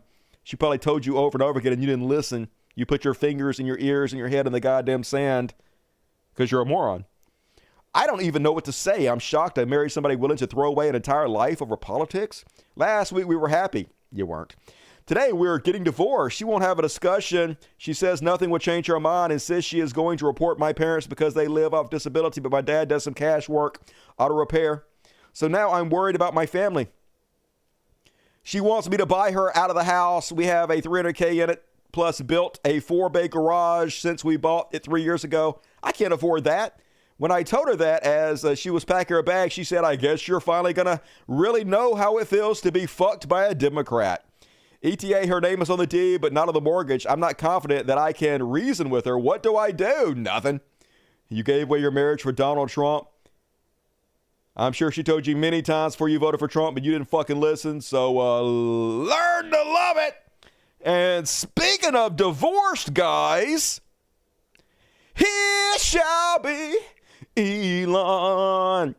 It turns out, folks, apparently Elon Musk is the de facto president of the United States right now. We want to know what he bought with the $150 million he got from Trump and the $44 billion he got from buying Twitter. He bought the presidency. Musk is advising Trump on top staffing decisions. He's actually picking who Trump's staff is going to be. Trump is trusting him with that. And he's been at Mar-a-Lago every day this week running the upcoming government. Mar-a-Lago has basically been brimming for the last 2 days, I'm told, with two kinds of people. those angling for a job and those who are trying to influence Trump into hiring their picks. But one person has loomed over all of that. His name is Elon Musk. Multiple sources tell me tonight that Musk has been seen at Mar-a-Lago nearly every single day since Donald Trump won, dining with him on the patio at times. Today, they were seen on the golf course together. Musk has been in the room when world leaders have called Trump. And tonight, we've learned he's also weighing in on staffing decisions, making clear his preference for certain roles even. Publicly tonight, Elon Musk is backing Florida Senator Rick Scott as the next leader of the Republican conference to replace Mitch McConnell. While Musk himself is still not expected to take any kind of formal position inside Trump's administration, given how complicated it is. This the deep state? Is this the shadow government that we're talking about? The richest man in the world pulling the puppet strings behind Donald Trump? Isn't this what they warned us about the whole time? Man, I wish they cared about anything. Be with his companies. What's becoming clearer tonight is that he doesn't really need to, with one source telling me Elon Musk is having just as much influence from the outside. Yep, he's the new president. Elon Musk, the de facto president, the puppet master. And yep, here he is, Trump as the figurehead. While Elon runs the show, this Elon Musk running the meetings, and Donald Trump sitting back on his phone, I guess truthing or twittering or whatever the fuck he's doing. He just wants to be the figurehead and stay out of jail. He doesn't actually want to run things, so let Elon Musk do that. And I feel sorry for Zelensky, goddammit. Now, Elon Musk is in on the phone conversations that Donald Trump is having with Zelensky. He got to listen to the richest man in the world telling him what the fuck to do, not just the orange goof, as they shill out and sell out every goddamn day to Vladimir Putin. He's already on record, Elon Musk, having multiple conversations with Vladimir Putin over the years, as is Donald Trump. So they're the ones getting their marching orders and telling Zelensky exactly what he has to do to get in the good graces of his deepest enemy, Vladimir Putin. Just crazy this is happening, folks. And even Axios writing an article, Musk, now world's most powerful civilian ever, about how now he seems to be running the government behind the curtain. And what is he getting for his money, folks? Well, J.D. Vance went on the record and said that the USA might drop support for NATO if Europe countries try to regulate Elon Musk's platform. That's what he's getting for his money. We are literally going to leave NATO for Elon Musk because the richest man in the world wants us to stop supporting our allies in the world. They're going to be forced to suck his dick or lose protection from America through NATO. This is 100% the deep state that we're talking about. The corporate corruption. This is what it looks like, folks. Not a single one of them gives a fuck, though. And Elon Musk is really doing an incredible job of educating the public about how capitalists end up aligning with fascists to maintain their wealth and limit the power of the working class. But they also buy influence. Literally can make foreign governments do whatever they want to if you buy up the presidency. If you're the world's richest man, they just let you do it. Grab them right by the pussy. And now, folks, he seems to want the federal government to prosecute advertisers for not advertising on X. I'm not kidding. Mark Andreessen says the orchestrated advertiser boycott against X and popular podcasts must end immediately. Conspiracy in restraint of trade is a prosecutable crime. Yeah, says the new president. Literally going to prosecute people for not giving him money. That's what he bought, folks. This is the America. And you might be thinking, isn't that a violation of their free speech? Doesn't free speech entail you to either say or not say whatever you want to spend your money or not spend your money where you want to? Yeah. But we know they don't actually give a shit about free speech. Anybody that buys that is either being paid by them or they're the biggest dumb fucks to ever exist. Take your pick.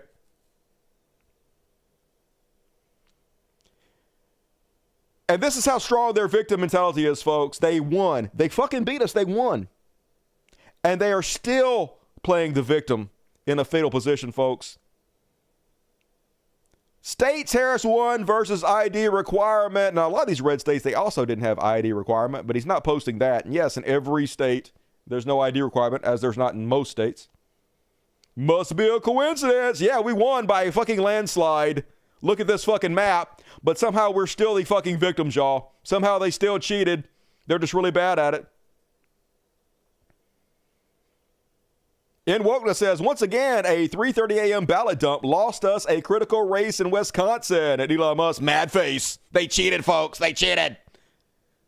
We won both the popular vote. We won almost every fucking state. They cheated. We're the victims here, folks. Election fraud. Just holy God. The victim complex never ends. It's the oppression Olympics. And then dumb fuck, bald Joe Rogan apparently thinks Elon Musk is such a genius that he created an app that predicted the election beforehand. It was interesting because at the beginning of the night, no one knew what was going to happen. So you're watching the first results roll in, and there's like this weird thing. And then Trump gets way ahead, but you're like, you don't want to like get too hopeful. Like, how far ahead is he? He's ahead by 100 points. That seems like a lot. Yeah, and you're like, what is it? And some channels are like, and then every channel's kind of different. Yeah. They had different numbers. I was getting a different number off my Apple News update than I was getting off of CNN. And then I was texting people like Tulsi and J.D. Vance. I was getting a different apparently, Elon. Not even trying to hide their right-wing shit anymore. I was texting Tulsi and J.D. Vance. I'm deep with the fucking MAGAs these days. And created an app, and he knew who won 4 hours before the results. Oh, really? So as the results were coming in, 4 hours before they called it, Dana White told me Elon was like, I'm leaving. It's over. Donald won. He just fucking somehow or another. I'm going to go back into my pod and evaporate. I don't know what he's getting, where he's pulling his data from, but he had like the most accurate data in terms of... if this is true, doesn't that sound like election fraud to you? Doesn't it sound like he's the richest man in the world? He's pulling some kind of strings, election fraud? Of course, Elon does. They don't have a problem with it. I'm not saying it's election fraud. There's a very easy explanation for this, and it's exactly what I've been telling you every day for the last 4 months, is that Grok, Elon Musk AI system that he paid engineers to design for him, has been saying Donald Trump was going to win for months and months, as has ChatGPT. I've been telling you guys this. I guess I built an app that predicted the election months in advance because I told you guys this a long time ago. Of the rural states hadn't put the results in yet, but yet Trump was ahead in these states. Anyway, fucking moron. Oh, speaking of Grok, Grok knows what's up. Ask Grok, did Elon Musk spread misinformation to billions of people? And Elon's own engineer-created AI system says, yes, there is substantial evidence and analysis suggesting that Elon Musk has spread misinformation on various topics, including elections, to a very large audience through his social media platform, X, formerly known as Twitter. Here are some key points based on the reference information. Election misinformation Musk posts related to elections, which have contained misleading or false claims, have amassed billions of views. For example, an analysis of the Center of Countering Digital Hate found that Musk election-related misinformation had been viewed more than 2 billion times on X in the run-up to the 2024 election. Somehow, though, that's not election interference, folks. Them pulling down an article of Hunter Biden's penis was election interference, but 2 billion views from Elon Musk, the owner of Twitter, lying about the election, not election interference. Anyway, Grok knows what's up, but Elon hates that shit. And then I guess Elon Musk doesn't think slave owners were villains. He posts this. Historical guilt is dumb. Your ancestors weren't villains. Yes! With the guy on a horse coming home to his little white daughter with a doll. Yeah! I mean, maybe I rape and beat slaves on the daily, but I'm nice to my little pretty white daughter. I'm not a villain. And Elon Musk, who is the offspring of apartheid rulers, doesn't think his ancestors were evil? Might want to fact check that, Elon. Yes, slave owners were villains, Elon. But hey, it's America, baby. White supremacy's on the menu again. All day, every day. And then imagine being this big of a piece of shit. Imagine treating your own kid like this. New York Post, Elon's estranged daughter, Vivian, doesn't see future in the United States after Donald Trump presidential win. To which foreign agent I am Al Strong, who lives in Malaysia, who's never stepped foot in America, and who gets paid by Elon Musk to pretend he's an American citizen and interfere in our elections, says, son, you mean he's male? He misgenders Elon's daughter, to which Elon, of course, backs him up immediately in helping misgender his own daughter, and says, the woke mind virus killed my son. Your daughter's still alive, Elon. Your child is still alive. You could have a relationship with your daughter right now, with your child right fucking now, but you choose not to because of your hatred, because of your bigotry. That's who you fucking are. Just the worst fucking people in the world rule us. They own us. I don't know how to fucking sugarcoat this. And somebody says, not once have I seen a Republican brag about how they're cutting off their Democratic friends and family. You never heard of a Christian or Republican shunning somebody for having a lifestyle they don't agree with? I'm starting to think you might be a dumb fuck liar. But yes, I've seen somebody do exactly what you're talking about. Elon Musk did it with his own daughter. The woke mind virus killed my son. There's a great example for you. Suck that down, slut. And it's weird that he won't accept his own daughter for being trans, but he'll accept a stranger. He has no problem correctly gendering Caitlyn Jenner. Never misgenders Caitlyn Jenner. Never calls her by her dead name. Never is rude to her. Yet his own daughter, he will claim as dead to him. His own daughter, he will misgender. What kind of man does that? What kind of man is this? When you respect a stranger more than you do your own kid. Just truly fucking bizarre. And speaking of Caitlyn Jenner, she's not as much of a pick-me as she hoped, I guess. Caitlyn Jenner praises Trump's victory and is rewarded with MAGA transphobia in return. What? Shocker. Caitlyn says, hope is back in America. These two men will single-handedly save Western civilization. Talking about Trump and Elon Musk. Oh my God, it's insufferable, these people. And that starts with a strong United States of America. Donald Trump literally said he's going to ban transitional care for all ages, including yours. He literally said he's going to make it illegal for doctors to treat you. Didn't you hear? I guess she doesn't care. She's rich. She can get her meds somewhere else. Fuck all the other trans people. She'll be fine because she's rich and she doesn't give a shit about anybody but herself. That's why she's a conservative. I am here at your service and forever indebted to your sacrifice for this country. Let's make America great again. To which immediately she was shit upon by the maggots. You're a man! Keep gender ideology out of our government. Leadership takes balls. I hope they're as big as yours. I see 3 males. And then she went on to say that she's not a trans advocate. Of course you're not. You're a pick-me, a token. The kind of person that climbs the ladder and then pulls it up after you so no one else has the same opportunity you do. That is what conservatism is all about. And that is my Elon Musk coverage tonight, folks. And I guess I'm going to end it there on the halftime and read some super chats. Folks, I didn't put a link to it, but there is a link in the description of this video. If you click on the more button, it pops down. And the very first link is to my Patreon. Could you please consider signing up for my Patreon?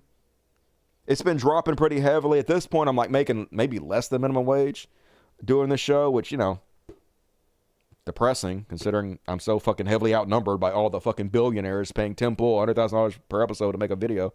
So if you like what I do, now would be a great time to support it. If you want to see me keep going, if you can afford $1 or $2 to chip in, I really appreciate it. And it really helps me and these animals out. I hate to ask, but like if you can help, please help while you can. While it's still able for you to help, please help. And if the show disappears and you didn't help, don't fucking complain about it. That's all I can say. All I can do is what I can fucking do at this point. And, all right, let's read the super chats. What we got? Hell yeah. All right. First off,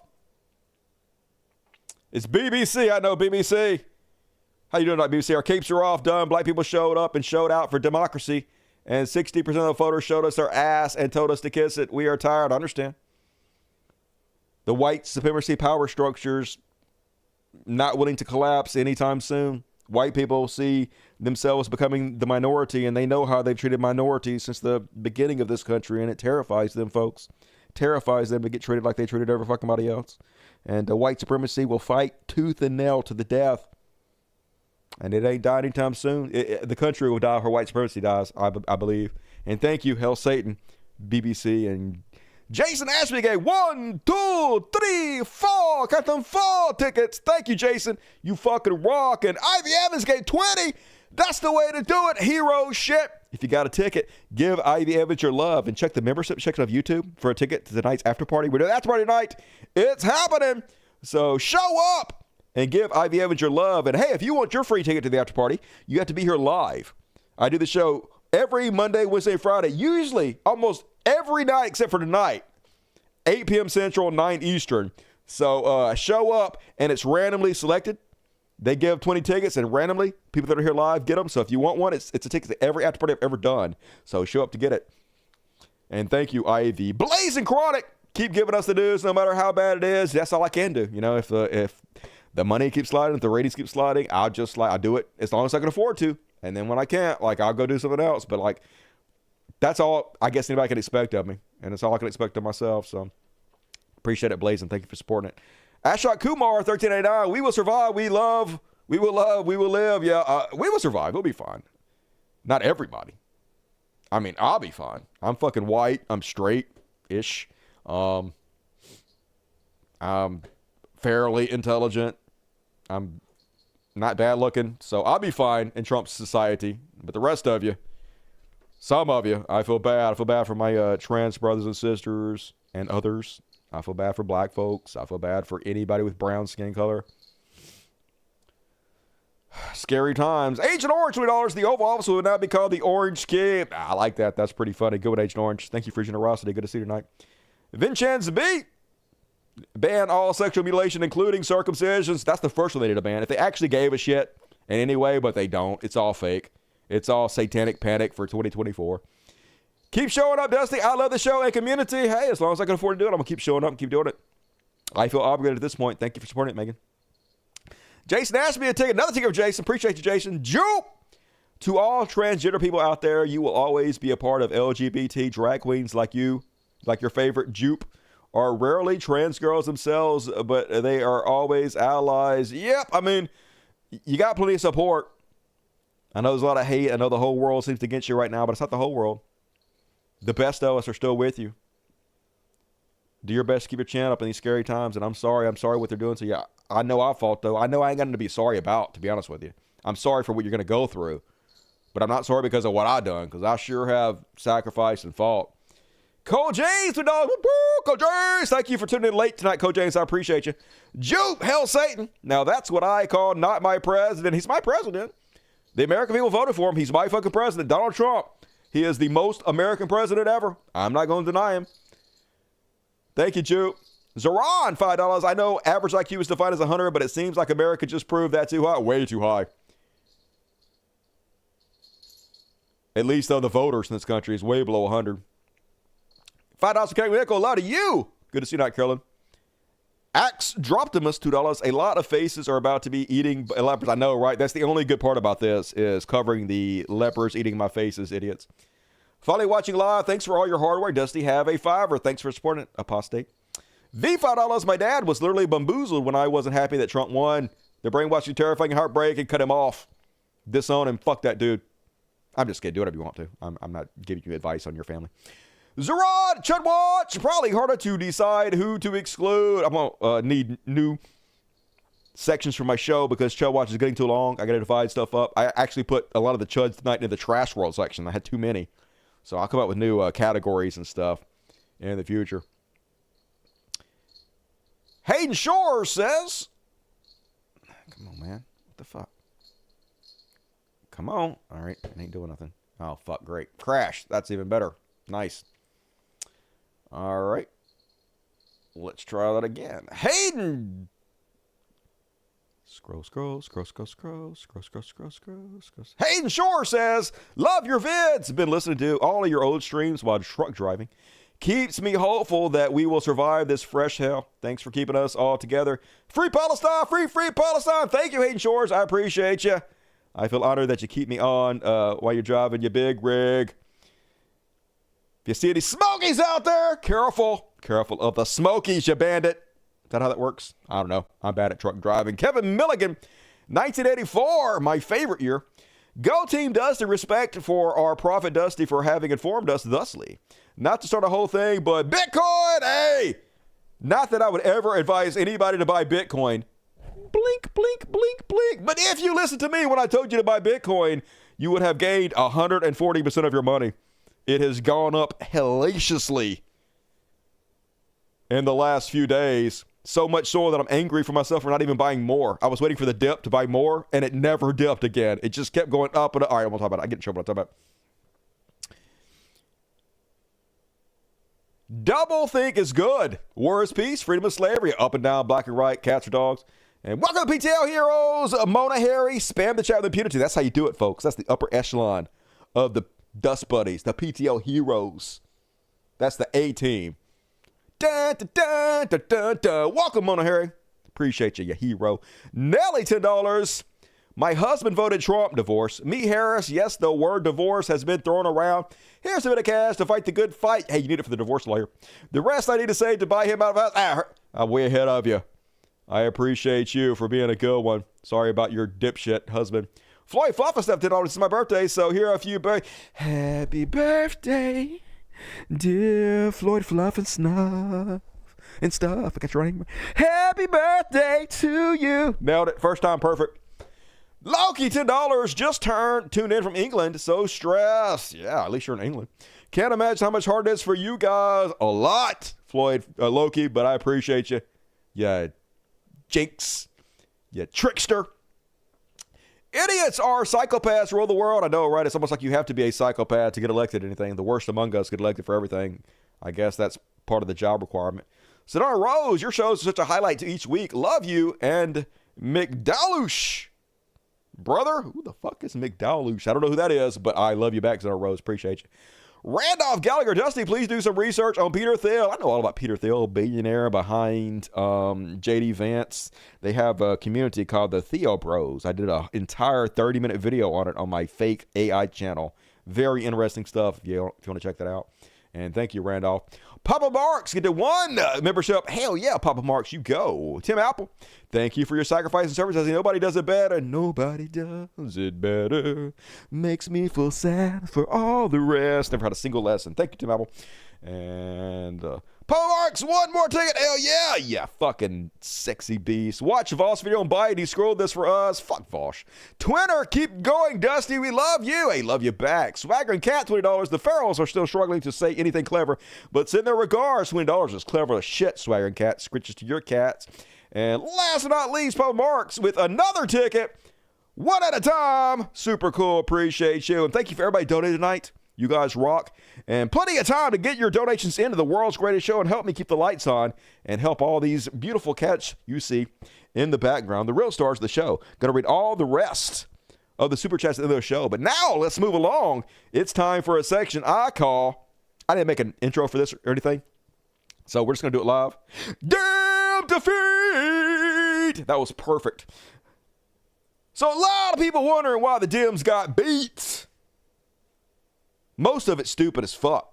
This one from Fareed Zakaria, who says, why did Harris lose? My take, Democrats blew it by making three big mistakes: not taking immigration's concerns seriously, rallying around prosecutions of Trump, and elevating identity politics. Literally, they didn't do any of these things. She rarely talked about the prosecution of Trump. She did everything she could to be to the right of Trump on immigration. Trump is the one that blew up the bipartisan bill to handle immigration. She talked about that continuously. And identity politics was never part of the Democratic platform in any way whatsoever. So they're just making up shit. They're saying, see, all these things we pretended the Democrats were for, that's what lost them election. It's just stupid. She did not talk about identity at all. Like, to an extent that was a little weird, which is true. And a lot of people have the same fucking take. Mediaite. Democrats are realizing woke is broke. Morning Joe crew reads entire Maureen Doe column slamming identity politics. I even agree with Crystal Ball here. Kamala ran as a transnational gang prosecuting cop linked arm in arm with Liz Cheney. What campaign do these people watch? They don't care about the fucking truth.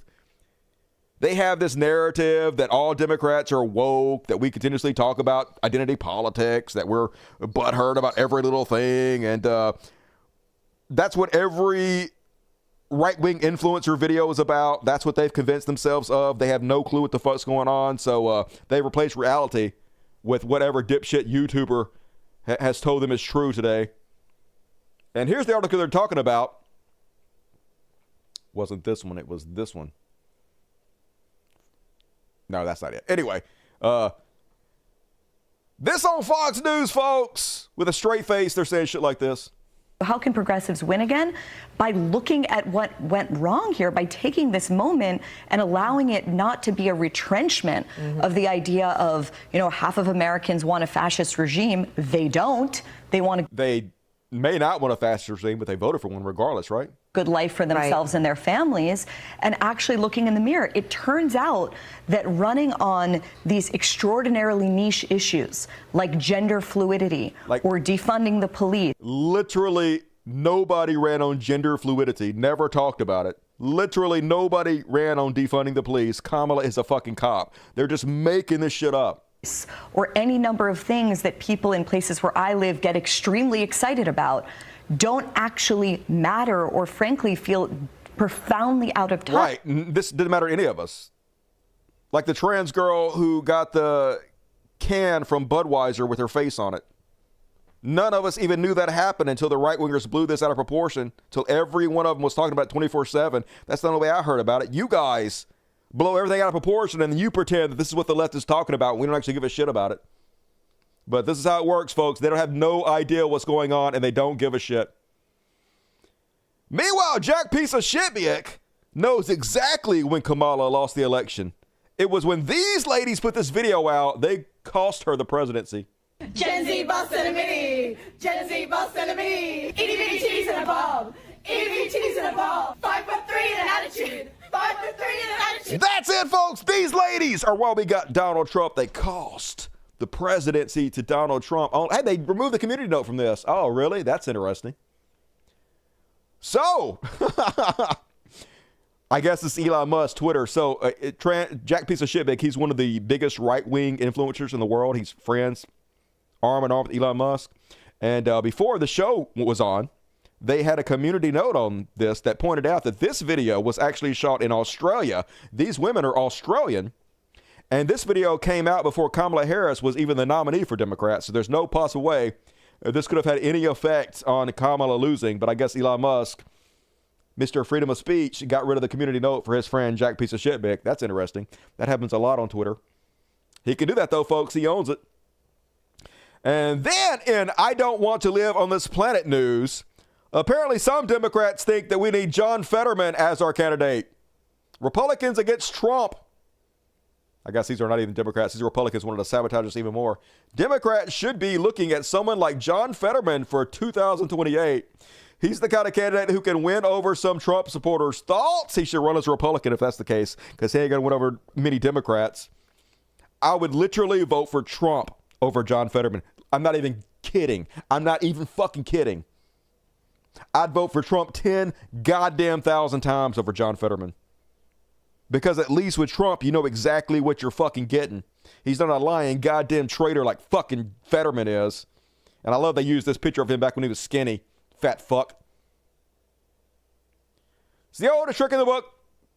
Divide and conquer, folks. 2 billionaires just convinced millions of poor people that other poor people are the reason prices are high despite record corporate profits and record amounts of billionaires. Exactly what it is. Rich use their money to convince poor to vote against their own best interests. It's the story as old as time and democracy itself. That's what always happens in this fucking country. It's the reality of our politics, folks. With the amount of people searching for, did Biden drop out? This is what happened the day of the election, the day after the election, folks. They checked the Google searches that had the basically highest X number, like 15,000% jump over the previous month. The ones that got searched the most were, did Biden drop out? The electorate didn't even know Kamala was running. Are terrorists bad? They voted for Trump without even knowing what a fucking tariff is. Can I change my vote? No, you can't. It's clear the problem with America elections is that voters are morons. Yes, that is very clear. And last but not least on damn losers, I'm listening to Republican strategist Sarah Longwell on NPR talking about public opinion of Trump's tyrannical posture. And she said, when I asked voters in focus groups if they think Donald Trump is an authoritarian, the number one response by far is, what's an authoritarian? And yep, that's it in a nutshell, folks. The average American has a 4th grade reading comprehension. We are the dumbest fucks. Not even on the planet, though, because there are other countries that are just as dumb or dumber. We're all fucking stupid. Humanity are basically just monkeys, right? We're all fucking monkeys, hairless monkeys. We've barely evolved our technology that is given to us by a very few incredibly brilliant people who are thousands of times smarter than the average person. They make us feel like we're much smarter and more evolved than we are, but we're not. If it wasn't for these few brilliant men, we'd be throwing our own feces at each other still. We're basically doing that anyway. And that is my dim defeat. A section I will probably never do again, hopefully. Fetterman's a sellout, but Trump is worse. He might be fucking worse, but fuck John Fetterman. Fuck everything about this. Hatred for John Fetterman. I hate Trump is bad, but oh man. Something about John Fetterman just sticks in my craw worse somehow. I don't know how, but it does. The most searched topic election day was, is Biden still running? Yep. People don't even watch TV, I guess. Or they turn off as soon as any kind of coverage of the election is on, and they vote anyway.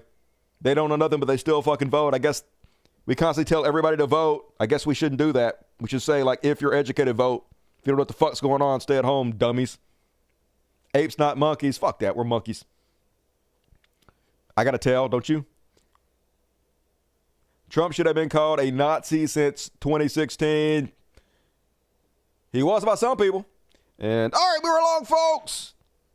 Oh, shit, we're already an hour and 48 minutes into the show, and we already have a trash world coming up. We have a religious bullshit coming up. We have a Free Palestine coming up, and we have a Beyond Parody coming up. So still plenty of show left on this blockbuster program I spent all day putting together for you. That's why I was an hour late, folks. Wasn't lying to you. But let's go ahead and keep it going with a little bit of Trash World is a trash world is a dumpster fire and it's hellish trash world. A trash world. Everything sucks all the time on this trash world. La, la, la, la, la, la, la. Da. And first off, on the trash world, did you guys hear about these racist texts that were sent to black voters after Donald Trump won? Like this one. Greetings, Talea J. You have been selected to pick cotton at the nearest plantation starting on 11/7/2024. Please be ready at 8 a.m. sharp with your belongings. Our executive slave catchers pick you up in a brown van. Be prepared to be searched once you've entered the plantation. You are in plantation group 7. These texts were sent to black people all across the country because we're the best. And apparently they may have been originated overseas. I wonder where. Russia. A text message server said today that it discovered one or more of its users allegedly sent out racist text messages to phone numbers across the country, and that the service quickly shut down the accounts. A representative from TextNow, a mobile provider that allows people to create phone numbers for free, told ABC News that the company was cooperating with law enforcement and condemned the vile messages that were sent to users last week. It's not been determined if the source of the racist text is domestic or foreign, but efforts are underway to determine the origins of the sources. I'm guessing Russia, but who the fuck knows? In this shit show of a country we live in. Meanwhile, on Elon Musk's Twitter, John Miller says women threatening sex strikes like laughing my ass off as if you have a say. Yeah, we're just going to rape you. We're going to rape you. You ain't got no choice. Hilarious. Got 20,000 likes for a rape joke, folks. All right, cool. This is who we are. This is who we are, folks. And then, talking about fuck around and finding out, here's Noah, a young Trump MAGA lad, who just decided to be a dickhead to left-wingers on Twitter and send them vile messages, because this is what they get off on, folks. They sit around and they just want to be horrible humans. Upsetting people is literally the only thing that gives their life meaning. They want attention any way they can give it, and negative attention is as good as fucking anything for them. This is what young men in this country find hilarious. So she sent this woman this text. This go Noah guy. Dysgenic communist whore. Bet you have a great relationship with your father. Your body, my choice. Once again, the white supremacist Nick Fuentes joke. So she messaged the University of Toronto and then sent him it, letting him know, hi there, a student of yours in computer science by the name of Noah has been harassing me on X, formerly Twitter. And I thought you should know. As someone who has known many graduates of your school personally, I find this behavior out of line with the university and thought I would bring it to your attention. So the kid immediately starts freaking out. I'm honestly really sorry. I don't know why I typed those comments out. That's not who I am as a person. They always say this when they get caught. They don't have any remorse for what they did. They have remorse for their comeuppance, for facing consequences for their actions. None of it was true. I was just being needlessly callous. That's 100% their mentality. That's all the young men in this country, folks. How do we reach these kids and let them know that this is not the way? I have no idea. I don't see any better to do it. And I'm still contemplating telling your girlfriend what a jackass you are, she said. Please don't. We don't really ever talk politics. If she knew about how I felt or what I've said, she'd probably break up with me. And then he protected and made his account private. Please delete that post. You're actually going to ruin my life. I was just being edgy and picked the worst insults I could think of at the time. I swear I didn't mean anything I said. I'm not sexist. I'm not transphobic. I'm not any sort of bigot. Multiple people have already messaged me, and I'm kind of freaking out. You'd really ruin some kid's life over meaningless messages on Twitter? I've already apologized to everyone. What more do you want from me? How am I supposed to learn from my mistakes? By facing the consequences of your actions? That's how. And look at that freak squirm. Yep, especially after the 10 or so other women who have shown me the DMs he sent them. That demon has it coming. You learn from your mistakes by facing consequences. Yep. He doesn't actually give a shit. He will continue doing this to other people. He just wants you to not hold him accountable for it, which you absolutely should do. And then Nazis are hailing Trump and Hitler outside of the Anne Frank play, because we're the best. That group of people were seen waving Nazi flags in 2 different mid-Michigan cities, including outside of a Jewish play. Many people were waving flags with swastikas on them in front of the American Legion Post in Howell. At the same time, the Fowlerville Community Theater performed the Diary of Anne Frank on Saturday. One witness says the men had their faces covered. Now they wear masks. With masks that read 1488, a symbol of white supremacy. Alex Sutfield, who was driving downtown with his wife at times, says he called the police after seeing the group. There's a group of people at 4-way intersection in downtown that had swastika flags and American flags. They were sticking their arms up and yelling, "Hail Hitler, hail Trump," and everything like that. Sounds about right. Hey, at least they're honest with it, unlike all the other Trump voters. At least they'll stab you in your front. Meanwhile, in this trash world, apparently Norman Finkelstein is a fucking moron. Now, I gave this guy props as a hero when he was standing up for the Palestinian people, and he is an incredible expert and historian on the plight of the Palestinian people, and he is tirelessly spoken out for the Palestinian people, which I give him the absolute props for. But also, he is an incredibly horrible speaker, one of the most boring human beings in the fucking planet. Goddamn, get to your point quicker. I'm not going to play the video for you folks, but apparently he is saying that it's ridiculous to call Donald Trump a fascist. The fuck you talk about, Norman Finkelstein. He also says it's unpatriotic. Get fucked, Norman Finkelstein, because it makes the checks and balances system look weak. It is fucking weak. He then says the Supreme Court would not allow Trump to destroy the system. You mean the Supreme Court that just voted Trump was a dictator? Trump was above prosecution? The same Supreme Court that Trump stacked? That's the one you're talking about? God damn it, you're dumb. A lot of respect lost there. Then in NYC, apparently, MAGA is very emboldened now. Just out in everybody's face, being even bigger dickheads than before. Case in point, this Trump backer, empowered by the election, harassing a black lady. This is funny to watch. One more. Look how tough he is. Little manlet in her face. He's so tough, isn't he?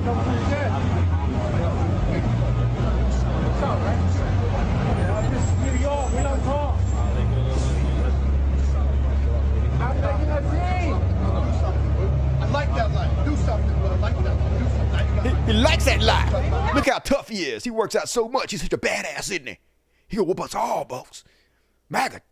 Take me out! Take me out! Take me out! Take me out! Take me out! Take me out! Take me out! Take me out! Knock me out! Knock me out! Him and his goofy little scooter. He's gonna go home to his mama, where he lives in her basement. Fucking pansy. And once again, this is the man Trump. Joe Rogan thinks is going to unite us all. The most divisive figure in American history. And this is what he's causing, folks. Even gay folks feuding amongst each other over it. Sure you're confused about your gender. Get out of my city. You want to be while you're not in D.C. You're training to gay people. There is no gates for Trump. You lost the popular vote too. There is no gates for Trump, you idiot. I'm right here, bitch. I'm not a fucking unicorn. You're a hermit. Whatever. You lost. You lost. You're not even in D.C. Faggot. You're a faggot too. But at least it doesn't offend me. I can embrace it. There is no gates for Trump. Get out of my Gates for Trump city. is standing right here. Right here. Get out of Von Circle. Trump's man. Okay? You're gonna get beat up. Beat me up. Beat me up. There is no gate. You guys should just suck and make up. I don't know. Whatever. And that. Just can't wait to make fools of himself again. Look at this big, tough MAGA man wearing his never surrender Trump. It doesn't fit you very well. Anyway, apparently, he is harassing the people at this fast food restaurant. What's your name, man? What's your name? Call me a beaner? My name's Chris. Chris what? Chris Thompson. Nice to meet you. Nice hair, Chris. Aren't you guys just hollering white power back there? Yeah, you guys were just back there hollering white power at Five Guys. Where were you hollering white power? Pull out your camera. You call me a beaner. You guys are Got him an Asian wife, a submissive Asian wife. I feel bad for her. You're a bad boy. You're a bad boy. I love how when people are acting like assholes, they always like to pull out their camera and film the person filming them. Like it's protecting you. No, it just makes you look stupid. You're so bad. You're so bad. You're so cool. You're such a badass. Look at you. You're gonna be fired. Look at you. Keep it I'm up. gonna be fired. Keep it up. You're gonna be fired. What are you doing, man? Fire me. Give me my food. Fire me. Just give me my fucking food and cut the bullshit. Cut the bullshit? Yeah, What give me my bullshit, food. pussy? He needs your food immediately. This guy's about to starve to death, y'all. You're gonna be fired tomorrow. You called me Oh, a beaner. no. You're back here You hollering called me a white power beaner. and you're back You here called me a beaner. giving your Who are you election vote. Give talking me my to? fucking food, bro. Please, Election? right now. Give you your election. You already voted. Fuck you fucking beaners. Like, what is that? How are you okay with this? 1776. I'm pretty sure your wife is not even white. Europeans fucking colonized this fucking country. And you fucking beaners Your wife is Asian. What the fuck? are fucking invading it. You're fucking Who's invading? Who's invading? Who's invading? Who's invading? Who's invading? Who's invading? Who's invading? Hey, you touch him, I'll beat your fucking ass. What's up? What's up? Get the fuck back, Peter. Hey, woo! Oh, I'm leaving. You're so cool. You're a badass, my guy. Get out. Get out. Get out. Asian Get wife still recording. Don't you hear your husband being racist as fuck? Doesn't that offend you as a minority? No, of course not. A lot of Asian women, a lot of Asian people, period, think they're one of the good ones and they're accepted into white society. There's like some leader of a white supremacist group that has an Asian wife, for real, and she's like one of the leaders of the white supremacy group. Crazy as shit. You're gone. You're gone. Get out. Thank you. Hey, you couldn't slam me. You walk outside, You we're gonna have a couldn't slam fucking me. problem. Because he's so tough. You're disturbing the customers. Please leave. Lock the door. Lock doughy bitch out. Why did you? Fucking you called me a beaners. Pussy. You could have swung at me. I'm right here. You walked out. Yeah, walk out now, big guy. Yeah, I wonder who he is. I wonder if he lost his job. Anybody find out? Let's see. I bet Tizzy is on it. Let's see what this one has to say. Races into Five Guys in Grenu going viral online. Oh, that's not what I wanted. I want to hear that he was been fired. He probably did get fired, though. They're going to find out. They always find out. All this shit definitely comes back to haunt you. You might want to keep your words sweet because you might have to fucking eat them. Then on Election Day, folks, apparently 56 blue counties got Election Day bomb threats by our new owners. Vladimir Putin bought our election, him and Elon Musk. And they did this for a very specific reason, to degrade us, to belittle us, to humiliate us, to tear us down. And they did it. Vladimir Putin won. I had to hand it to him. They knew exactly how to play the American populace, and he did it. And they sent bomb threats to 56 Democrat counties trying to discourage people from going to vote. Maybe it worked. I don't know. A lot of Democrats didn't show up. Like 20 million didn't show up to vote this time, folks. I guess my brother's going to deny that Russia interfered in our elections again this time. He's going to disown me because I dare tell the truth about it. And then Donald Trump's been going around all week saying that he called Vladimir Putin to tell him not to escalate things in Ukraine, which the Kremlin says never fucking happened. Donald Trump trying to play a badass, trying to pretend like he's going to end the war overnight, which both sides have said he has absolutely no power to do and he will not do. So I guess to put him in his place, to show him that he's their bitch. And also, they did this to degrade the United States, to make fun of the United States on Russian television, to say, see how stupid the United States is? They have a sex worker as their first lady. This is how degraded they are. This is what we've done to them, folks. So they played this whole video mocking Melania for doing nude photos on Russian television. В 2000 году.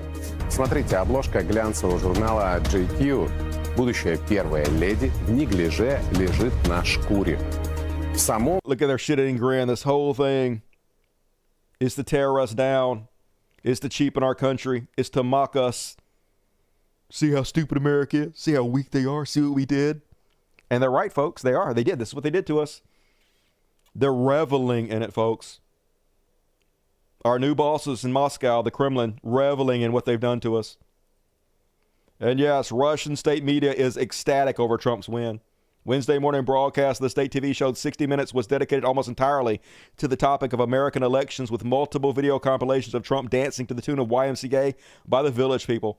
Beaming from ear to ear, state TV host Olga Skabieva announced Trump's resounding victory and remarked Trump has now 24 hours to end their war in Ukraine. Donald, the clock is ticking. This is what Trump has promised. They're making fun of him too, folks. He is a joke to them. It's hilarious how much they've degraded our country. Speaking of the Village People, fuck them. Apparently they're going to perform at Donald Trump's inauguration. Icon for the gay community. Going to sell out the gay community for a paycheck. I hope you don't live this down. I know you guys don't have anything else going for you. I know your career did nothing after you had a couple hit songs back in the 70s or whatever. But this ain't the way, fuck nuts. Whatever. Everybody sucks. All of the time. In this trash world.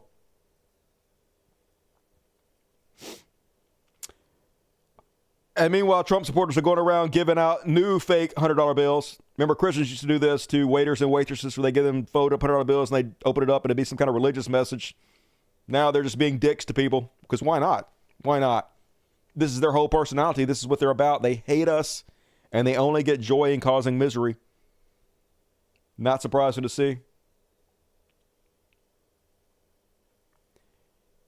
And Trump, one of his main campaign promises is giving police complete immunity, folks, to do whatever they want to us. They already pretty much have it.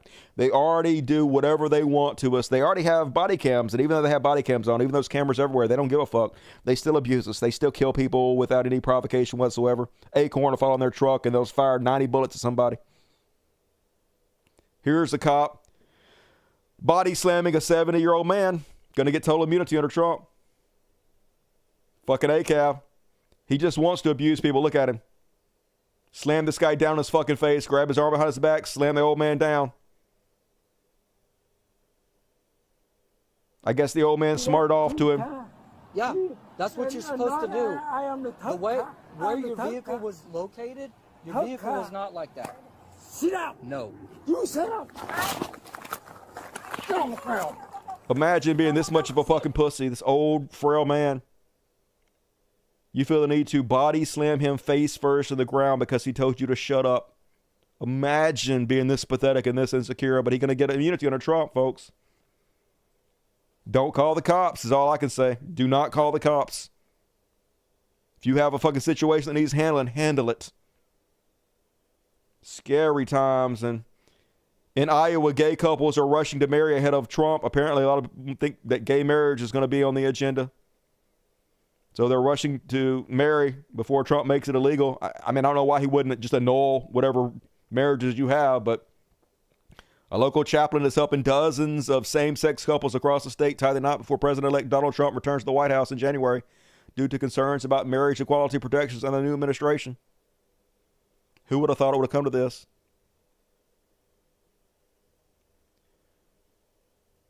Let's save that one to the end. And then I guess extreme weather in this country has cost us $1 trillion over the last decade. I guess we're just going to subsidize from now on everybody who wants to live on the Gulf Coast, on the beachfront property. I guess Florida, even though they vote against doing anything about climate change, even though they vote for the people that are accelerating climate change, I guess they get to live on beachfront property, and the rest of us have to work our jobs and pay for them to live there for the rest of our lives. I say fuck everything goddamn about this. Hell no. Bail you out one time. If you build again, it's on fucking you. I don't give a shit. Die in misery, you fucking morons. Move! Don't live there! We're not paying for you to live there any fucking more, but we will, of course, because we're the dumbest motherfuckers. We're going to pay for Israel to genocide the Palestinian people. We're going to pay for them to have their own universal health care. We don't fucking have it. We're going to pay for them to have free education. We're going to pay for Floridians to live on the goddamn beach for the rest of their fucking lives. We'll fucking foot the bill. The fucking idiot Americans. Biggest losers on the fucking planet. Then in Wisconsin, apparently they thwarted a potential mass shooter, this kid with a bunch of guns in his backpack, tried to get into a school. They wouldn't let him, so he ran off. They arrested him. Apparently he had been talking to other kids about shooting up the school, and they found information that he was planning on doing a school shooting. That's scary as fuck. Breaking as we come on the air here at 5, an arrest in an attempted school shooting. Exclusive video from News Chopper 12 that shows police outside Roosevelt Elementary School in Kenosha. Police say staff confronted a man inside the school. Police identifying that person as a 13-year-old student carrying a backpack and a duffel bag before running off. 12 News' Kendall Keys begins our live team coverage from school district headquarters. Kendall, the district locked down schools for hours today while police conducted a manhunt. Right, Kristen, we just learned police arrested a 13-year-old Mahone Middle School student who used to go to Roosevelt Elementary School. Officials here tonight. What am I spreading misinformation about? Say exactly what I'm spreading misinformation about. And if you're lying, you're getting booted. Say right now, I'm giving you 60 seconds to type a sentence on what misinformation I'm spreading. Dare, go. You have 60 seconds or you're getting booted. So go.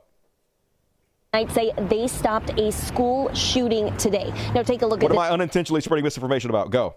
This video they showed at this news conference, police say it shows the teen holding a rifle and practicing rudimentary techniques. Police did not say when the video was taken, but say that they were made aware of it today.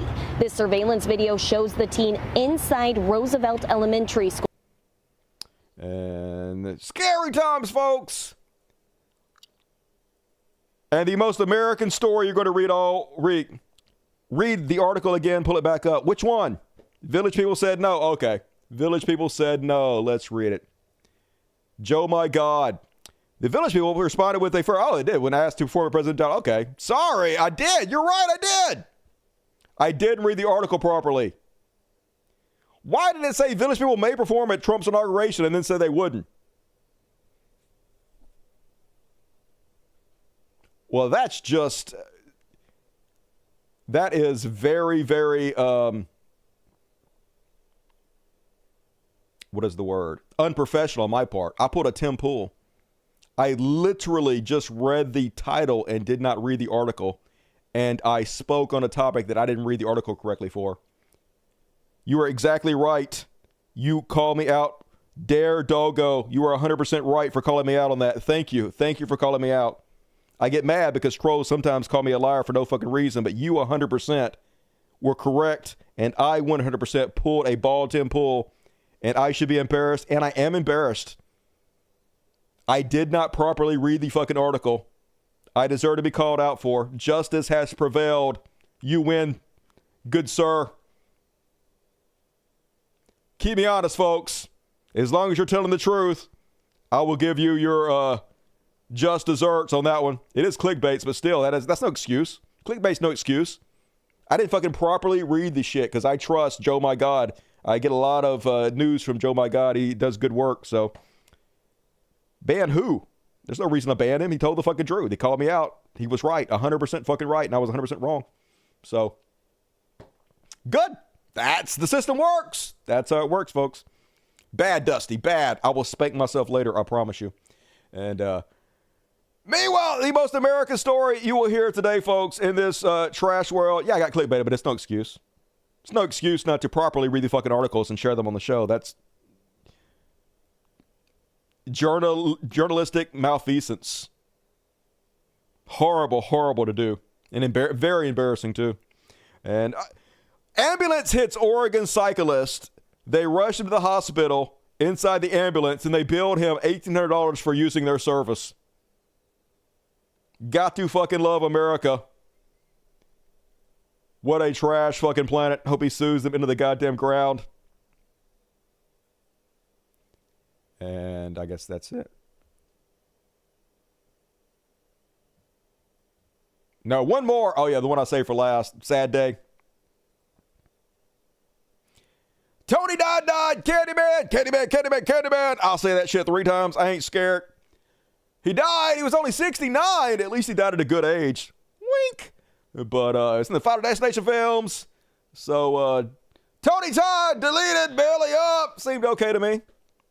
I liked him in his roles. He always played these quiet roles. He was in that other show, the new one. What was it called? The House of Usher. Is that what it was? New horror show that was just out. That was really good. I thought that was a great show. So, rest in peace, Candyman. And that is my trash war for this week. Hell yeah. I'd like to apologize to the Village people and Dogo for doing a horrible job. See, in my defense, though, folks, I was rushed on today's show. I was rushed. That's no excuse, but that's my excuse. I was working hard to get the show up and fucking running today. Didn't have time to, like, usually I go through things much more thorough than I did on this show. I know that sounds like an excuse that it is, but usually I do. But whatever, that's still no excuse. And all right, rip Candyman, yep. Not the bees, not the bees. I appreciate you, Oz. Tony Todd, yep, Tony Todd. Isn't that what I said? Gonna be in the new Indiana Jones. Oh, is he? Cool. Guess he won't see it, but imagine a live Dusty show with that intro shit would be lit. What intro shit? My spot-on choreography that I practice endlessly in the mirror? No one is perfect. Hey, I strive for perfection, though. It's embarrassing to pull a ball Tim Pool. Hey, you owned it. You're forgiven. No fucking excuse. I don't deserve your forgiveness. The only way I can be forgiven is if I work tirelessly to make up for it. And all right, let's move along, folks. I got a short one, but let's do it. And by short, I mean religious bullshit, not my dick. Religious bullshit. Religious bullshit. Religious bullshit. It's time for religious bullshit. It is time for religious bullshit. Guess what, folks? I bet you're not gonna guess what the first story is. Youth pastor pleads guilty to child sex charges. What? A youth pastor? I am so... Okay. Jackson Gatlin, dressed in a dark suit with his hands cuffed behind his back, was led by authorities from the courtroom Wednesday morning after pleading guilty to felony-level criminal sexual conduct in a case where numerous women have come forward with similar accusations of being sexually assaulted as girls when he was the youth leader at the Vineyard Church. Oh, really? Sigh. And I honestly don't know how long I'm going to do this, folks. It's so unbelievably stupid. First off, this Stepford Wives creepy as shit with her blank face, playing the piano poorly for her TikTok video or whatever with this text over it, and it says, "To think that God ordained a filthy-minded, adulterous, wealthy man with evil in his heart to preside over a nation challenges my understanding. But he did, and that sinful man by grace gave us Psalms. King David, basically Trump is the new King David. I don't understand why God would do any of this, but he clearly did. I mean, the only alternative is that God doesn't exist and I'm a complete fucking brainwashed moron, and I can't believe that. So, Jesus, or whatever." And we need a killer asteroid, that's for sure. I definitely agree with this. This isn't the 50s, folks. This was today. Today. In America, homosex is a sin. Women are property. Jesus values and respects Texas. Stop women. Types of property. Women, slaves, animal, cars, land, etc. Women are property. Your body, their choice. Good old America, folks. They've regressed the fuck out of us. And then, I know you guys are going to be surprised, but apparently Pastor Greg Locke is a liar? Yeah, I'm shocked. So, he was trying to get a bunch of money to buy this property. He claimed he needed like $5 million, and he didn't get all of it. And so he decided not to buy the property, but guess what? He kept the money. And what did he do with that money? Well, he bought him a house. He paid $650,000 for the house and $1.1 million for the land. So, yeah, he bought a house for $1.7 million. And then he bought him and his family a bunch of cars and shit, brand new. What? A televangelist fleecing the idiots to give him money? So some of the people that donated so he could buy this property were mad that he kept the money instead of buying the property. And he was like, I tell you what, I'll give you all your money back. If you think I did something wrong, I'll give you your tithes back immediately. So they were like, cool, give us our money back. And then he was like, I'm not giving your money back. Are you crazy? Yeah, so he went back on his word to give the money back, and he said he's fucking keeping it all. And I'm shocked. I can't believe Greg Locke would con people out of money? What? The guy who does his church in a circus tent? No way. Yep. Oh, no surprises here, folks. It's all the same every goddamn week. Idiots giving their money to con men. Rich get richer. Worst among us getting rewarded for being fucking awful. It's America, folks. And nothing's ever going to fucking change as far as I can tell. And that is my religious bullshit for this week. No Lady Gaga. Nope. I don't know why Lady Gaga would be on today's show, but Tim Apple, I must have missed something. Camel Eye Needle, no, just me. Yep. They weren't talking about a real camel or a needle. The camel's eye was a gate in Israel, and it was small, so they had to make the camels get on their knees and pull them through it. That's what they really meant. That's what they made up, folks. So the story I just told you, literally, if you tell half the Christians that Jesus said you had to sell your property, and he said that it is easier for a camel to fit through the eye of a needle than it is for a rich man to get in heaven, that's the story they'll tell you to justify it. But everything I just said about the gate and Israel and the camel having together, that's all made up. They made that up. Like thousands of years later, they made that up to ignore the words Jesus said and justify that you could be rich. I've heard that shit over and over again. It's so stupid. And all right, let's move along, folks. Holy God, we're already 2 hours and 20 minutes into this fucking show. What a long one tonight. And this time I am talking about my penis. And let's move on with this song that is not inappropriate whatsoever for the following topic. Free Palestine. Zionists can lick my balls. I mean, they can, though, to be honest. They really can't, though, because I only let people I like or really hate. No, they're not good. Anyway, Israel drone operator posted a video of himself killing random civilians as they flee their homes in Gaza. I'm not going to show you the video, but they're just the biggest terrorist psychopaths on the planet, and they rule us all. Them in Russia, Elon Musk, Zionists, they rule us. Did you guys hear about the big hubbub that happened over in the Netherlands? Apparently, these Zionist Jews were just walking around minding their own damn business. I think they were feeding kittens and petting puppies and stuff, and just for no reason, a bunch of hooligans came up and attacked them for nothing and called them anti-Semitic slurs and beat them up. And the poor Zionist Jews were like, we love you, please don't hurt us. And the fucking evil Netherlands people just didn't No, of course that didn't happen. But that's what Israeli TV is claiming. That is what media across the globe is claiming happened.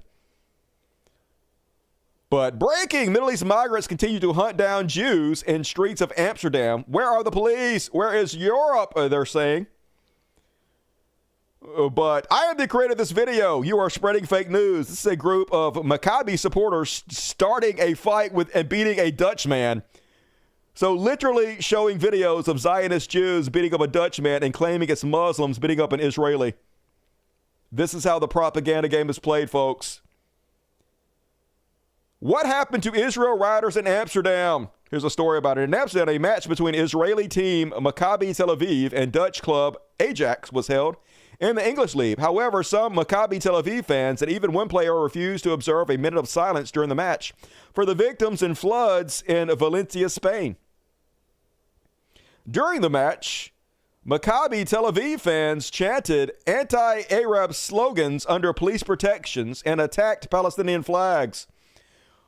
The provocations escalated when Israeli fans took down a Palestinian flag from a local resident's house in Amsterdam. Yep, there they are, taking down the Palestinian flag. Local residents responded, leading to physical altercations. Several Israeli rioters were beaten. They fucked around and found out. And 10 were injured, with some reportedly missing. The Israeli media is now discussing possible kidnappings. Oh, shit, don't kidnap people. The Israeli government has announced plans to evacuate the affected individuals and has demanded the Dutch government protect Israeli citizens. Maybe you should go back to... Never mind. One of the Israeli rioters involved in the incident was identified as soldiers in the Israeli occupation army. Shocker, they're terrorists? Local residents reacted angrily to the provocation actions of Israelis. Yeah, as you do. Even the Amsterdam police confirms Israel started... Wordt op het Rokin een vlag van de gevel They ripped the flag from a building in Center Square and destroyed a taxi. Op de Dam wordt de Palestijnse vlag a Palestinian flag was set on On the day of fire. the match, a large group of Maccabi fans gathered in Dam Square in central Amsterdam. Some arrests were made after trouble between the Israeli club's fans and pro-Palestine protesters, police said. Then, on their way to the match, some Maccabi fans were filmed singing racist and anti-Arab songs. Maccabi supporters wordt op het Video from outside the area of the recent incidents in Amsterdam. Israeli football supporters chant, "We will rape your girls. We will drink your blood. You're the whores of Arabs. We are ashamed of you. At the end of the day, Gate 5, we will fuck you. We will fuck you. And then we will drink your blood in the town square. We will hang every communist who comes here. We will take your girls who love to party. When we rape them, we will shout, 'This is death.'" Yeah, how do all these people know this song? You know you're dealing with a degenerate society when everybody knows that song. But no, they're just small little beans, not hurting anybody. Poor Zionist. And then double down news reports. Maccabi Tel Aviv fans sing racist and genocide chants on return to Israel. Yeah. They're the good guys, though, folks. Here's our masters. Even Sky News published a critical report before they deleted it, folks. Before they found out who owns them. Violence in Amsterdam left at least 5 people injured and dozens have been arrested. But what happened? Supporters of Israeli football club Maccabi Tel Aviv arrived in Amsterdam ahead of their UEFA Europa League match against Amsterdam club Ajax. On Wednesday, social media videos verified by Sky News show Maccabi Tel Aviv fans tearing down Palestinian flags from outside of homes. Other social media videos appeared to show residents chasing Maccabi Tel Aviv fans. Fafo? On Thursday, just before the game, crowds of Maccabi fans were filmed singing racist and anti-Arab songs. While a pro-Palestinian demonstration had been banned by the mayor over fears there would be clashes. Later that evening during the match, Israeli supporters appeared to disrupt the minute silence for Valencia flood victims with chants, whistles and fireworks. Maccabi fans were seen attacking locals as a police car can be seen driving by. People with Palestinian flags were seen marching on the streets. Maccabi supporters say they were beaten and attacked on the streets of the Dutch capital, with videos showing some of the violence. Say free Palestine and we go. Good. Sky News could not independently verify all of the footage shown. Police arrested 62 people. 5 were taken to hospital, but have since been discharged. Israeli far-right ultras are notorious for their racism and physical violence. Dutch, Israeli and British leaders denounced the attacks as anti-Semitic and even referred to it as a pogrom. Of course it is. They cause the problem and they play the fucking victim. Conservatism is the same no matter what country you're fucking from. But fuck around and find out. Amsterdam stands with Palestine against trash known as the Israeli hooligans. You done fuck with the wrong people. Amsterdam, we roll, dude. Free, free Palestine. Free, free Palestine. The entire world standing up against your evil. You might own the West. You might own our Western leaders, but you do not own all of us. We will fucking resist you.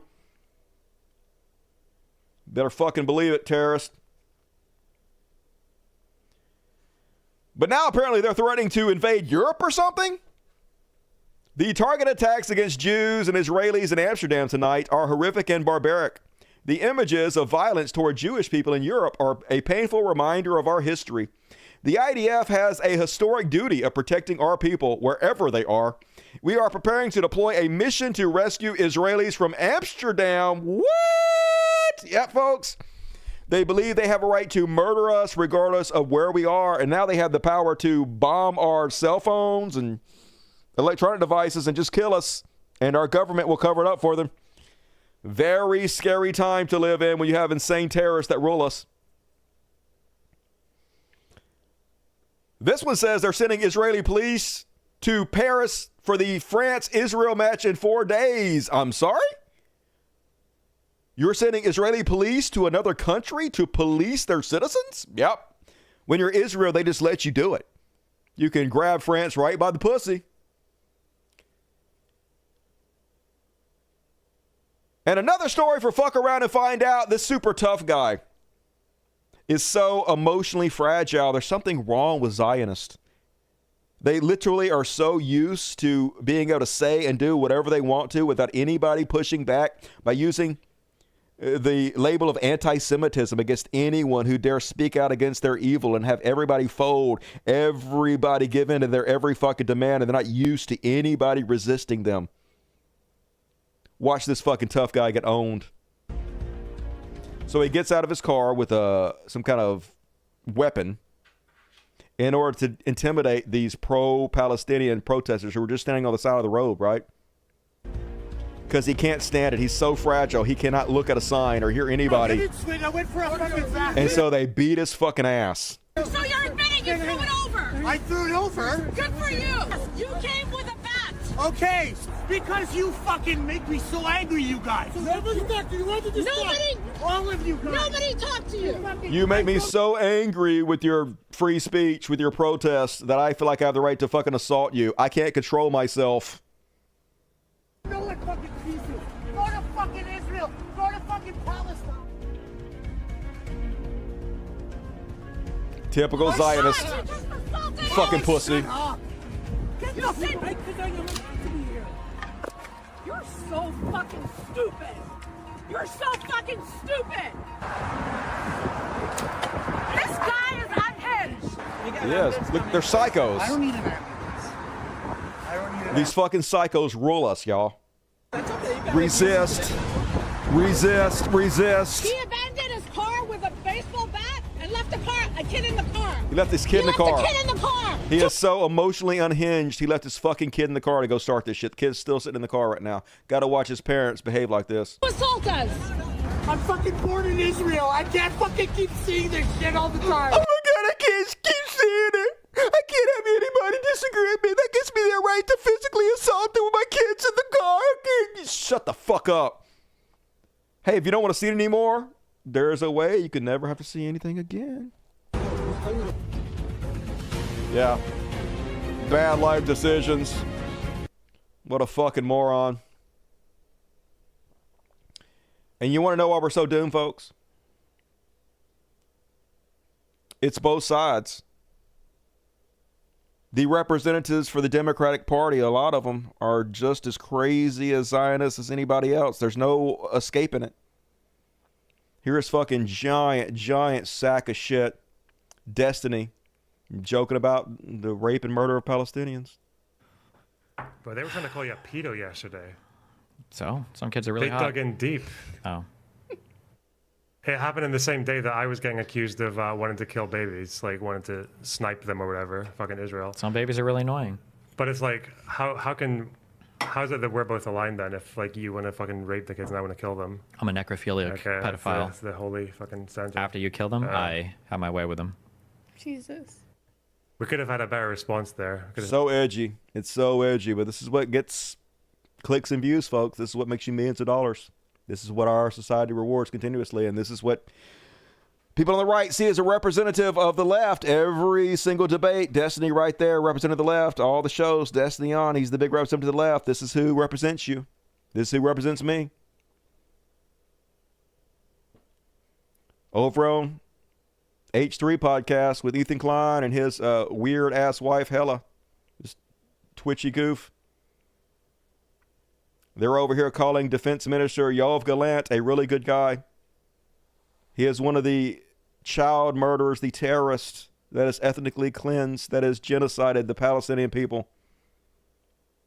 This is one of the most popular left-wing podcasts in the world, calling this literal child murdering terrorist a good guy.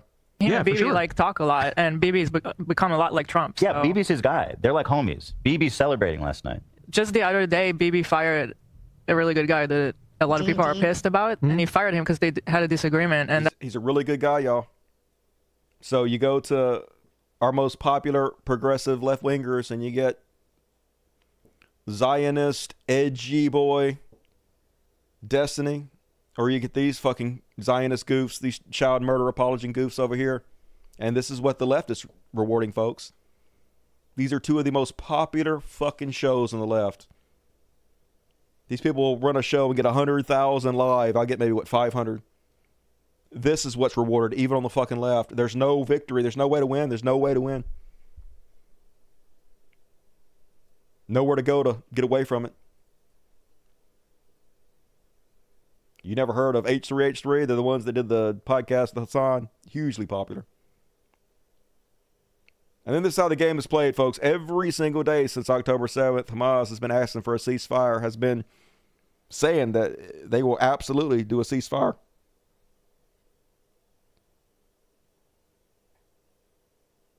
And every day, Israel has sabotaged the peace negotiations. Here is a report that they made up fake documents in order to sabotage their own ceasefire talks. Fake document scanner reveals Israel's efforts to undermine ceasefire talks because they never wanted a ceasefire.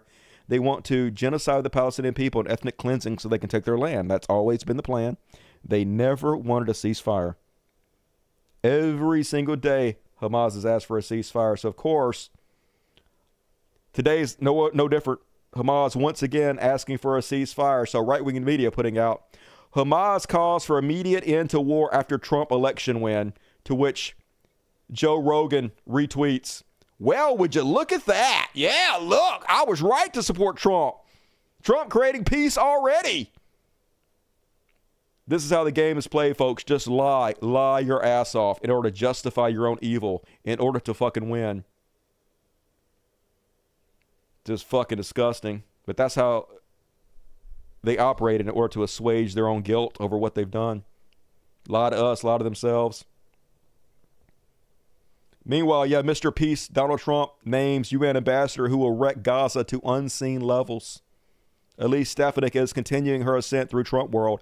President-elect Donald Trump has reportedly tapped the House Republican Conference chair to serve as the next ambassador to the United Nations, a decision that could redefine America's relationship with some of its longest allies. Stefanik, a longtime critic of international organizations, won re-election in New York's 21st Congressional District on Tuesday while campaigning as a staunch defender of Israel in its war on Gaza. That includes defending Israel's decision to eliminate humanitarian aid from the region. In a statement last week, Stefanik heralded Israel's decision to ban the United Nations Relief and Work Agency for Palestinian Refugees in the Near East, or UNRWA, from operating in Israel, the West Bank, and Gaza, claiming that the 74-year-old aid program instills anti-Semitic hate in Palestinians and houses weapons for terrorists. They're against giving aid to the starving children, folks. She's calling the aid workers the heroes who are just trying to stop the violence and the suffering towards the children, calling them terrorists and having them shut down. That's the woman who was just put in charge of the UN for the United States. Stefanik has called for a complete reassessment of U.S. funding for the United Nations. They're going to pull us out of the UN, folks. They're going to pull us out of NATO. We're going to have, I guess, a three-way throuple with Russia and Israel, and they'll be the leaders of us, and we'll just lay over and take it in the ass, I guess, by the most evil people in the fucking world. Where you at, Joe Rogan?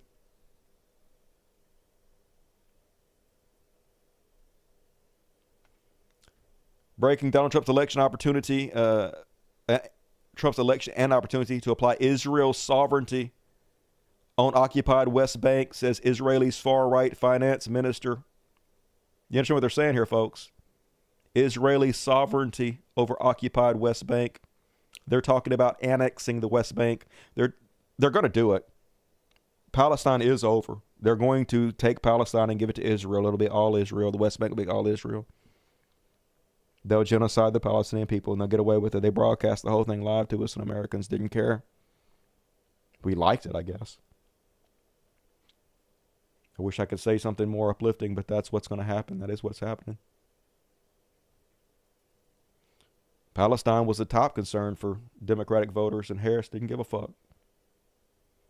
They had report after report after report that this is a very important issue. Israel's right-wing regime is gleeful about Donald Trump's impending return to power in the United States. Various Israeli officials have hailed Trump's victory since Tuesday.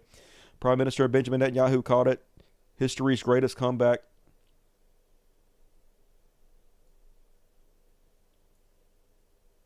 Anyway, the article goes on to talk about how a lot of Democrats really felt it was an important issue and the Harris campaign didn't listen. She would rather murder children than be the president. And you're not. You're not. You got what you wanted. More children dead, Palestine over. Genocide, you got that over being president. That's what you chose. I can't explain it. But that's what happened. And that's my Free Palestine for this week. Yeah, I'm kind of numb to it too, folks. It's just, what are you going to do? I'm too selfish not to pay taxes. I'm too selfish to go to jail. I'm too selfish to throw my body on the gears of the fucking machine. So I'm responsible just like everybody else.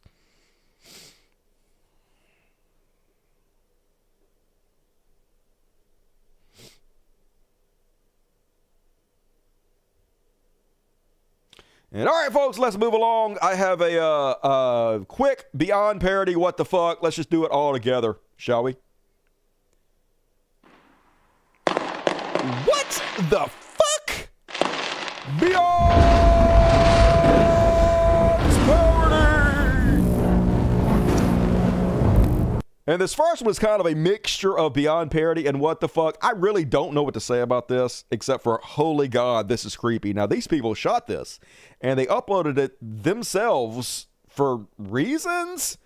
So it's a young lady, and it says, Daddy, yikes, what does protection look like? A condom? I don't know. Let's see what protection looks like. And apparently it's this guy who still thinks he's 19. Look how edgy he is. He's real mean looking. I'm so scared. Dude, your daughter gonna suck so many dicks. You're not gonna be able to stop it. You're not gonna be able to stop it. You can look mean as you want. You don't look mean. You look goofy, first of all. Your eyebrow ring, your stupid slick back hair, your mean face, it all looks stupid as fuck. Your try-hard tattoos. You look cringe. Like, literally nobody's fucking scared of you. We're just embarrassed for you that you made this video and uploaded it yourself. Poor girl. Holy shit. Can you imagine how she's going to rebel against her father? Going to be nothing but black dudes till she's 30, I bet. And, new trend starting apparently from Nick Fuentes, booger-eating white supremacist Nick Fuentes. My body, his choice. Apparently women are on board for it. Seller, I'm posting this. My body, his choice. Yikes. No body autonomy for you. My body, his choice. Gross. My body, his choice. Atta girl. Handshakes. Super cool. Move. Move your ass. Don't stand on my fucking mouse. Dipshit. Move your ass. Move off. He's like, right back. Go right back to it. Sit right back on your hand. Put my asshole, my puckered asshole directly on your hand. Put my stinky butthole on your hand. Is that what you want, Daddy? Yeah. Yeah, you read my mind. You cute little son of a bitch. And what else? Bunch of ugly bitches, attractive women, my body, his choice. Yes, all hot women. Don't want bodily autonomy. Welcome to 2024. And then on Beyond Parody, I guess they put up a statue at a park in Philadelphia. This is not even really funny. This is sad that this is what our society has become. In honor of a lifetime of sexual assault, I just start kissing them. Yeah, I love the face on this one. Look at his goofy ass face. Too thin though, too in shape. That's how I can tell it's not him.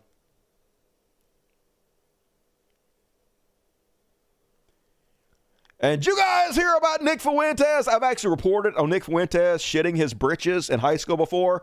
But this lady apparently was a friend of his mother's and has the whole scoop for us. Hello, my name's Joy, and believe it or not, I work with Melissa Fuentes. That's Nick Fuentes' mother, the Your Body, My Choice kid, for 6 years at LaGrange Park, Illinois.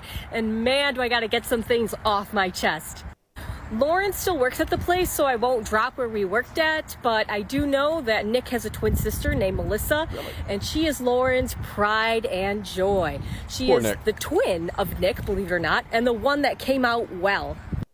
Melissa and Nick both went to Lyons Township High School, and Melissa flourished where Nick did not. In fact, he was called many times into the office where Lauren had to leave work, and I had to cover Lauren. This is why he hates because women. Of Nick's shenanigans. This is origin story for being a supervillain. But I really think the hatred from women started with his mother and his sister because he wasn't included. He was not a good kid. He was called into the office constantly. Shit his pants even at school. It was almost like he did it purposely. So Lauren had to leave work and go get her son. That's what it's about. Young men, a lot of them, negative attention is just as good as positive attention. They'll do anything for it. That's why they act like they act on social media. And it was rough. It was very rough. I felt bad for Lauren at the time. But now that I think about it, she needed to get that kid help then, because it was clear that he was struggling with some mental issues back then. After Lauren's mother, so that's Nick Fuentes' grandmother, died, Lauren decided to make Nick go live in Berwyn into that house. That's the one that got doxxed and the one that got leaked. But right now he is in LaGrange with his mother in the basement again, which she is not happy about at all. Anyway, I think this story, if your teen son is not starting to act right, is getting called into the office, I think we should do more therapy. I think we should prevent ourselves from becoming Lauren Fuentes and making a son like Nick Fuentes, because honestly, it was an epic fail on her part. And I wish I helped her more in real. Yeah, kick that motherfucker out. Tough love. Don't let him live in your basement. It's only encouraging him. And then you guys hear, speaking of Nick Fuentes shitting his pants, because of his whole Your Body, My Choice comment, some lady decided to dox him, including his address. I'm not going to share it with you, but I saw it all over the internet. So I know exactly where you live, Nick. Fuck around and find out. After going viral with the phrase Your Body, My Choice, Nick Fuentes has had all of his personal details doxed on Twitter by women. Yes, they have. So everybody knows where he lives. So some woman showed up at his house. Here's the story from Happy Monday to everyone except Nick Fuentes. If you haven't seen the original post about him and you're on TikTok, that comment would lead you to it. Otherwise, I mean, this tweet by him pretty much sums it up. He posted this tweet about Your Body, My Choice Forever. He also made a video where he was relishing in that thought. And then, in response to that, some women doxed him and put out his home address and his phone number, pictures of his house. Now, I don't personally encourage that. I don't see anything positive that can come from going to someone's home or calling them on their phone. Like, what are you going to do? Tell him he's a piece of shit? He knows. But it happened nonetheless. Q Marla, a 57-year-old, 5'1" vegan feminist who lives near that address and was curious if that was his home. So she went over there. She said she was standing on the sidewalk, recording some video of the house. Car was driving by with a woman in it who stopped, rolled down her window, and said something to the effect of, "Is that where the Your Body, My Choice kid lives?" And Marla's like, "I think so." And the woman's like, "You should ring his doorbell and see if he's home." And Marla said she looked, and if he had like a no solicitor sign, she wouldn't have walked up. But there wasn't anything like that. So she was like, yeah, maybe I should. She walked up, went up the few steps, and rang his doorbell. She was recording video, and has video of this, but said as she pressed the doorbell button, the door flung open, and Nick appeared with a little pepper spray that he sprayed into her face, and then pushed her down the stairs. The 5'1", 57-year-old vegan. Then he ran out, and I believe she said, like, stomped on her phone, grabbed it, and took it with him as he ran back in the house, slammed the door. This little fucking pansy-ass bitch. The big, no wonder he's a leader in the nationalist. right. She was a bit You're dazed. always the woman biggest came fucking to her pussies. aid, and she called the police because she had just been assaulted and had her property damaged and taken from her. Police arrived. They went over and talked to Nick. I believe he said something like no comment. Then they were talking to her. And this comment on her original post is one of the reasons I'm making this video, because she says when she told the officer she wanted to press charges, he said, "For what?" I said, dumbfounded, "For assault." And he was like, "Well, you went to his door." Yeah, that's no right to pepper spray somebody, but scared little pansy, scared of women. No surprise there. He's terrified of women. Best story of the week, and don't be on parody. Typical Trump supporter gets pranked.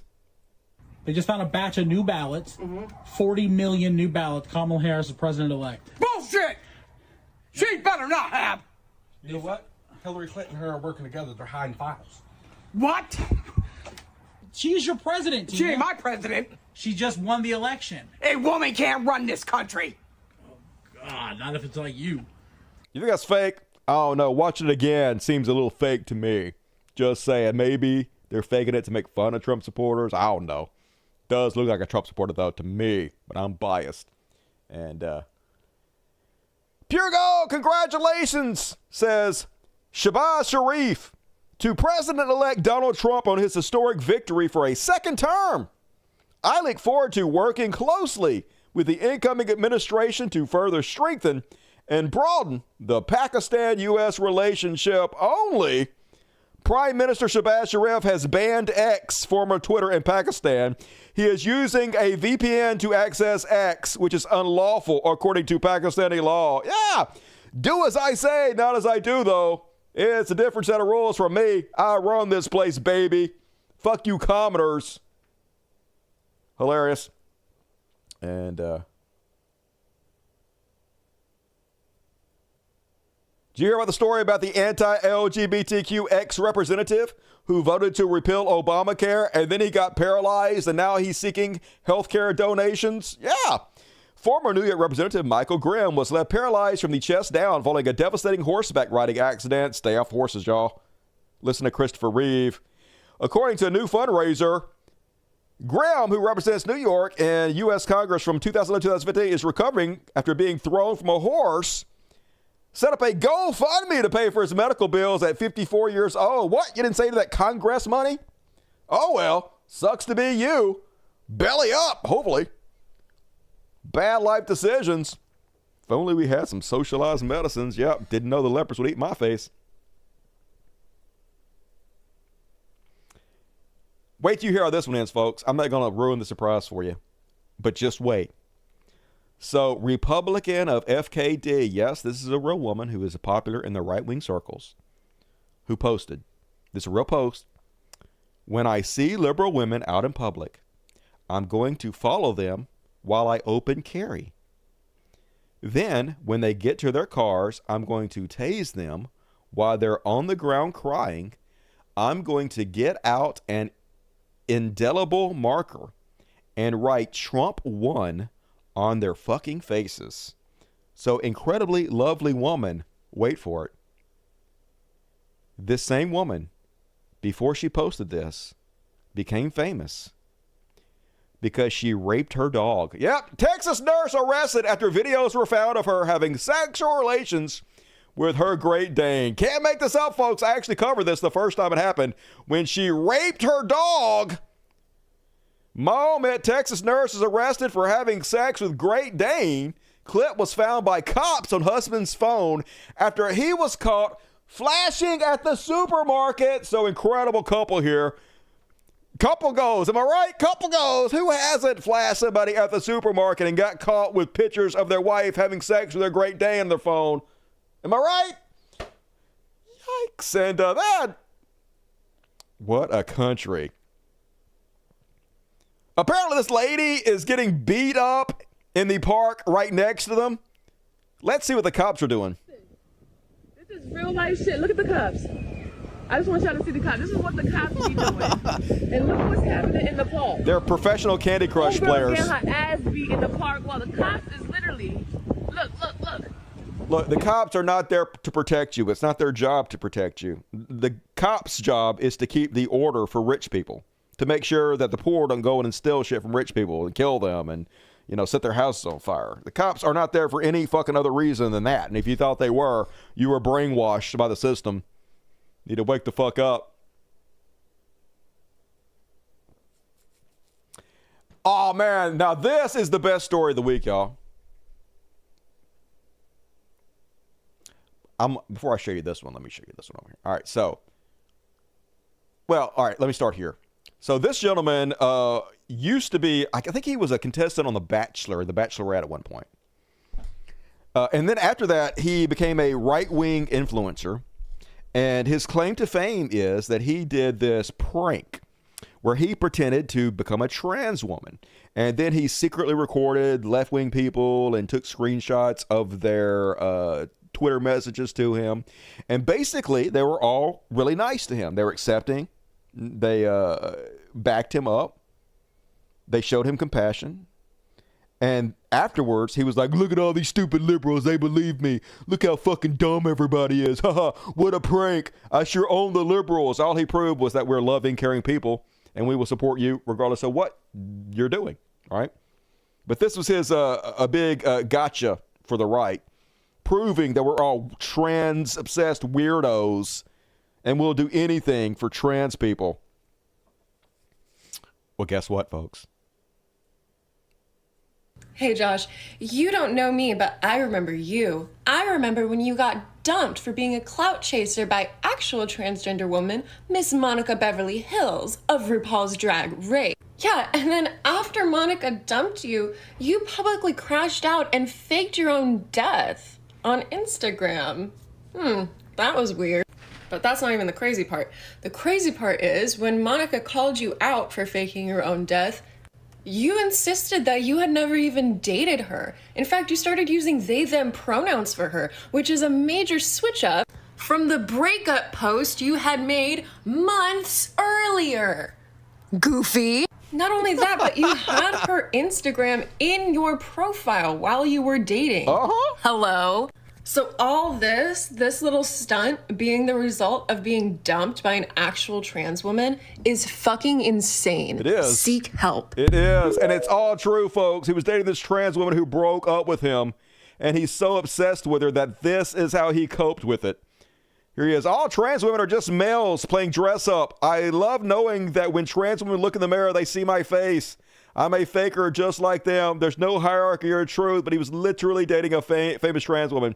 Deleted Josh Setter post appeared to be confirmation relationship with Monica Beverly after claiming she's not my ex.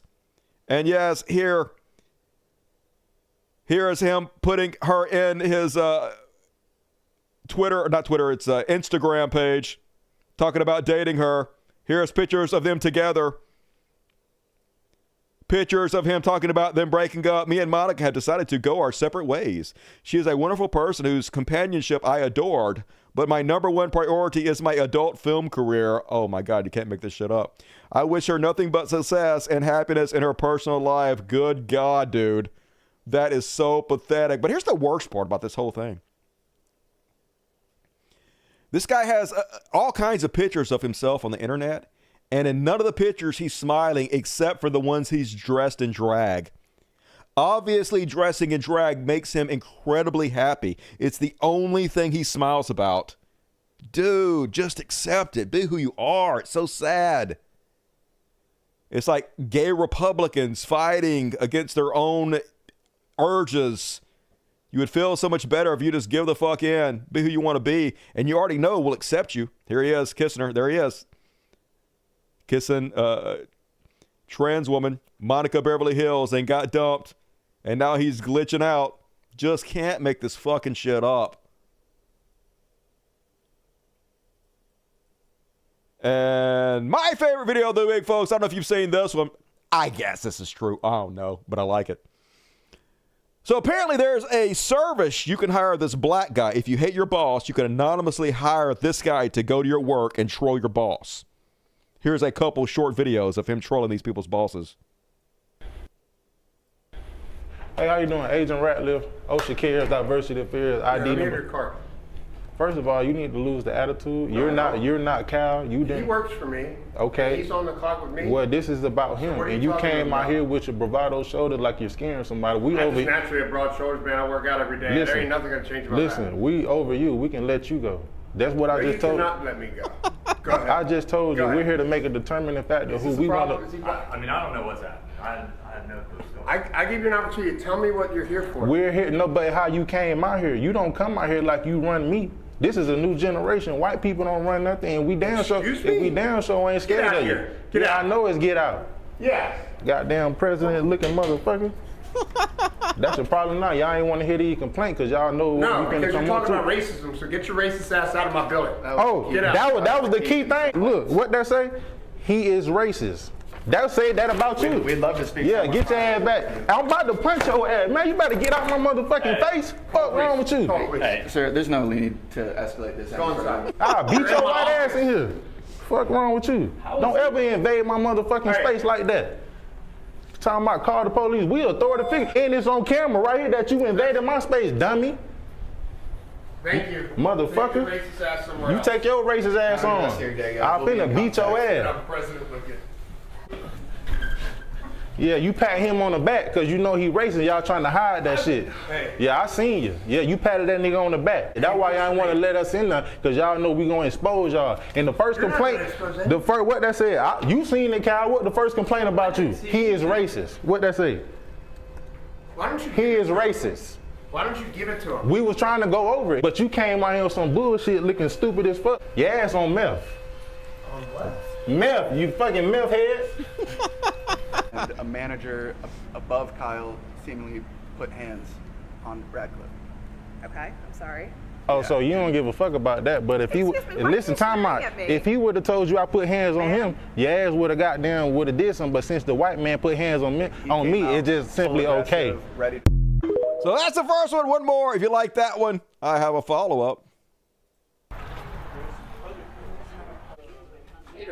Hey, how you doing? How you doing? All right.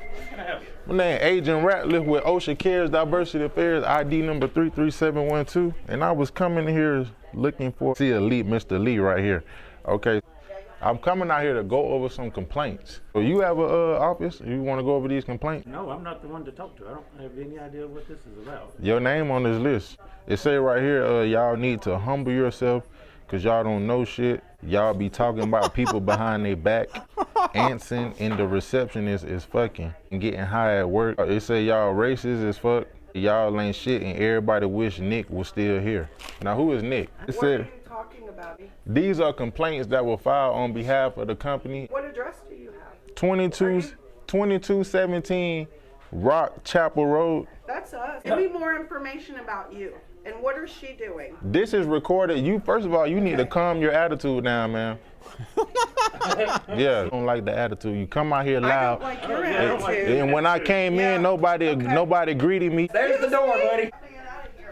Nah, you get your ass up out of here. All y'all. Come in here cussing, calling us racist? Y'all is racist because nobody greeted me when I came in this motherfucker. For a company. I am the cop. We don't give a fuck about y'all calling no cops. Get your black ass out of here. See? Racist. Told you, get him. You heard what he said? Get him. What are we talking about here? He said, get your black ass out of here. What are we talking about here? We got it on camera. He just said, get your black ass out of here. To another, you don't stick to negative. You can talk to him. You can talk to me. Okay, what's your name, sir? My name is John. John. My name is Agent Ratley with Ocean Cares Diversity Fair, and we was coming in here to go over some complaints about Mr. Lee, fat lady right here. Oh, shit. Yeah, that's not your man. And your ass is getting fired. You don't act like that while you're on the fucking clock. Okay, she's my employee. It don't matter. I'll shut all this shit down. He just said, get your black ass out of here, and it's on camera. And that's a fucking lawsuit. He did not say that. Yes, he did. We got it on camera, motherfucker. He did say it. I heard it. Yeah, I don't know if it's real or not. Everybody recording it back makes it seem like it's real, but they could just be very smart and do that. But anyway, funny. It's funny. Let's admit it. And then the most beyond parody story of the week. So apparently Mattel is putting out new dolls for the upcoming movie Wicked. Yeah, no, based off the musical on the Wicked Witch of the West. But unfortunately, on their dolls, there was a slight typo on their website address.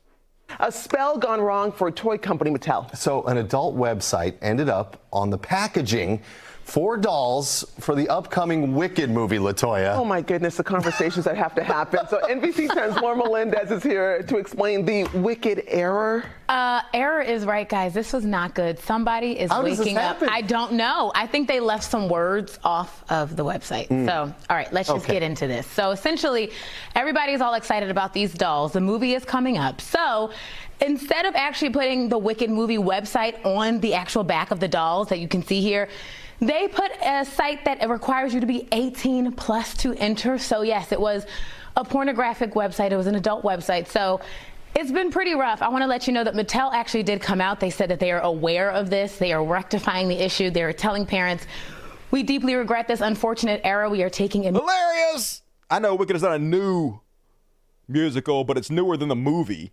Way newer than the movie. And all right, that is my Beyond Parody. Hilarious. I wonder what website it took him to. Wicked. That doesn't narrow it down. Poor kids. Imagine a kid typing that in and be like, Mommy, this ain't it. Wicked Entertainment. That makes sense. Pretty funny. And good Beyond Parody tonight, if I do say myself. And folks, I'm already in hour 3. Who loves overtime? Everybody loves overtime. Or is this hour 4? Let's see. I started at 9, 10, 11, 12. Is it 4 hours? Am I 4 hours in? No, wait a minute. It's I started at 9, 9 to 10, 10 to 11, 11 to 3. Okay. Counting's hard. 3 hours worth of overtime, folks, if you love overtime.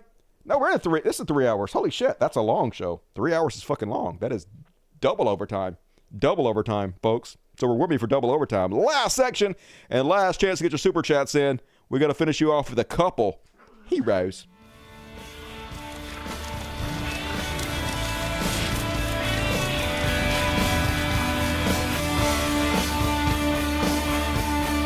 We could be heroes just for one day. Longest show in the while. I told you guys that I worked hard on it. That's why I had to postpone it.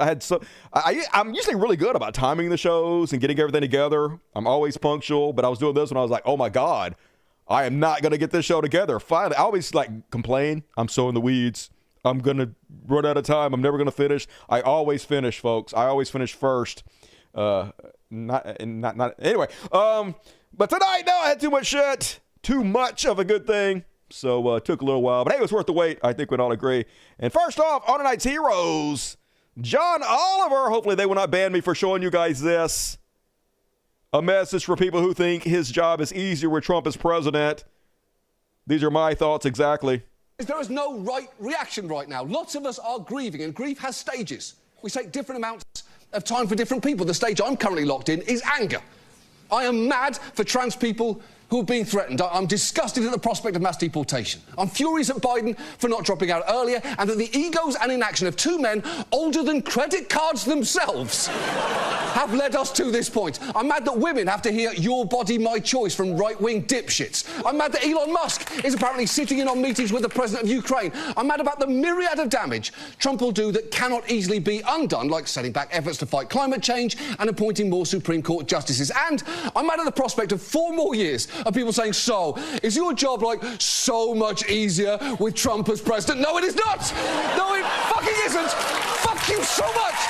That's the way I feel. I might have more content, but man, this is one of the reasons I was getting so burned out. It's like I was hoping, I guess delusionally, that it would be over and I wouldn't have to talk about fucking Trump anymore. It's been almost a decade of this, folks. A decade of this orange fucking goof. I am so tired of talking about Trump. Holy God. Why, America? Why? Yes, it's probably better for my career that Trump won the presidency. Hell, he's putting crypto bros in his economic cabinet, folks. Fucking Bitcoin. Look at Bitcoin. Let me show you guys this fucking shit. Bitcoin price. Bitcoin's at $88,000, folks. $88,300, folks. It's up 41% of the past month. 41% in just this month alone, folks. 41%. It's skyrocketed since Trump became president. 16% in the past 5 days. It's up, it's up a lot. So it's probably better for me for Trump to be president personally. But my God, I don't want to talk about Trump anymore. I can't believe this. It's so depressing. I don't care how much it might personally benefit me. It's bad for almost everybody else. And that's what I really care about. You have to have the empathy to care about other people more than you care about your fucking self. Plus, I'm so burned out. I don't know what you're going to do. Doge is up 50% today. Really? Oh, I guess because Elon. I had $1,000 invested in Doge originally, but then I was like, nah, I will sell that and buy nothing but Bitcoin. And I guess I should have stuck with Doge. Whatever. Bitcoin's doing fine. Bitcoin, it's not, no. So Bitcoin used to be just for money laundering. It used to be like 90% of Bitcoin transactions was for illegal. But since then, in the last year, it's like down to like less than half a percentage. It's like become super legit because the big banks and the mainstream financial institutions actually bona fide it. So it's completely changed from what it was. Back when I used to say Bitcoin is zero, there was a reason for that. I was justified in saying that, but lots has changed since then. It actually got kind of adopted by mainstream financial institutions, and it's much different than it used to be. I still don't think you should buy it just because I don't want you guys to blame me if you lose money, but yeah, Bitcoin's a hedge against inflation. Bitcoin is always going to go up because they're always going to print money, and compared to the dollar, Bitcoin is always going to go up, like gold, basically. We're still alive. All right, one more, folks, superhero to finish us out with. This is Hamada Show, risking his life out in Gaza to feed the hungry children with his green burgers.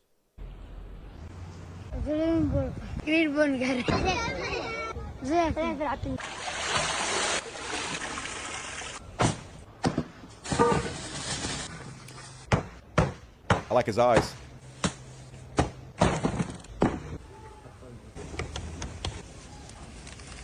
Guess he's making some veggie burgers for them, and they're hungry as shit. They're so hungry they'll eat vegetarian. You know it's bad over there, folks. I'm not sure I've ever been this hungry before. That looks disgusting.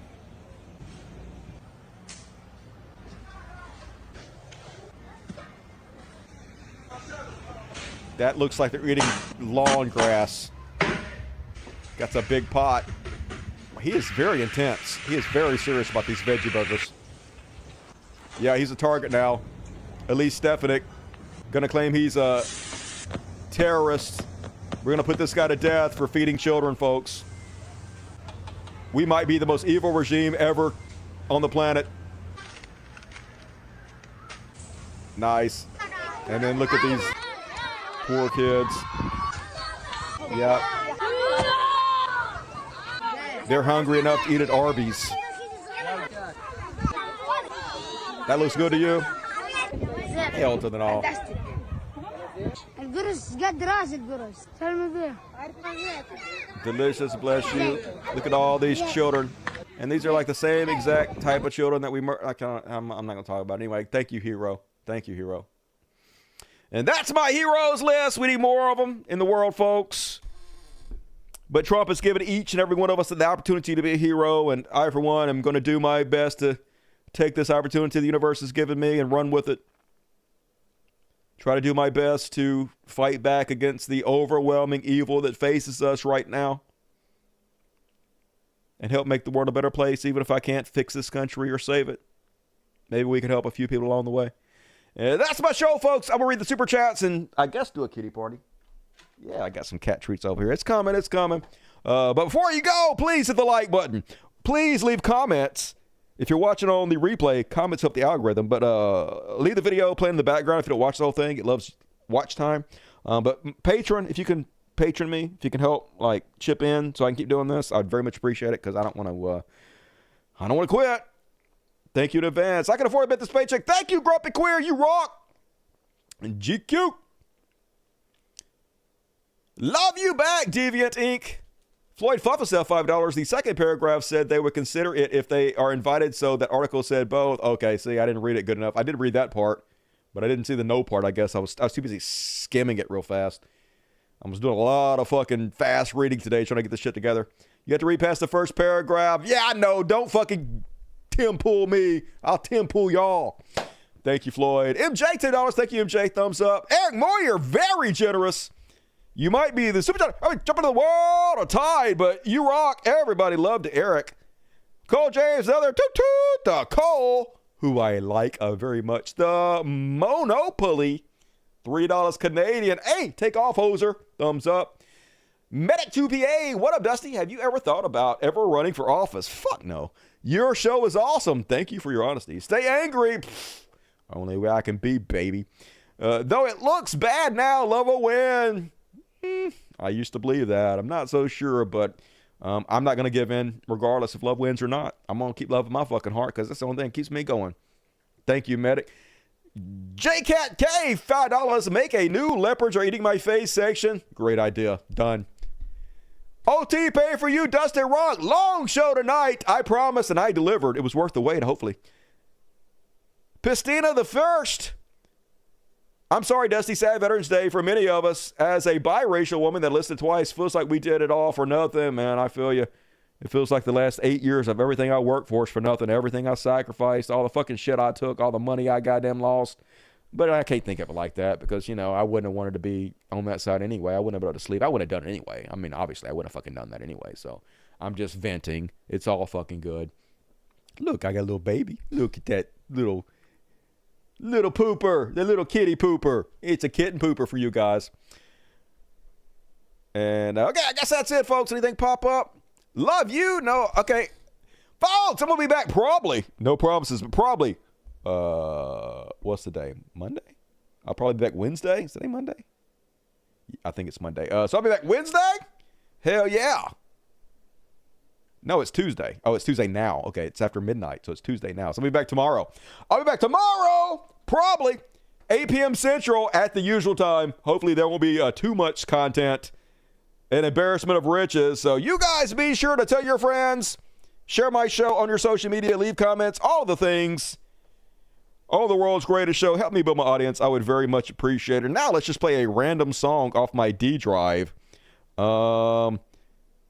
There's actually only one real song on her. The other ones are just different versions of the Dusty theme song. Not that one. Not that one. Same one. Not that one. I gather around that one. There we go. That'll work. Country music version. Time for a tale about a white-haired hero that you too loud. All right, kitty party time. Who wants some? Who wants some? Come get it. Come get it. Yeah. Yeah, baby. Come on. All right. So tonight we have Violet, Half Stash, Little Baby Piper. Yoda's over here, but look at her. Look at her. She's just sitting there. She ain't even doing nothing. And other baby, Precious. I'm sorry I touched you. And Pretty Boy. Pretty decent kitty party tonight. Fuck yeah. Thank you guys for donating to the show. It means a lot. After party coming up. If you don't have a ticket, still plenty of time to go to my Patreon. Sign up. You'll get access to all the after parties. See you guys on Wednesday. Have a good one out there. Love you guys. Good night. Logic. Yeah! Switch over now.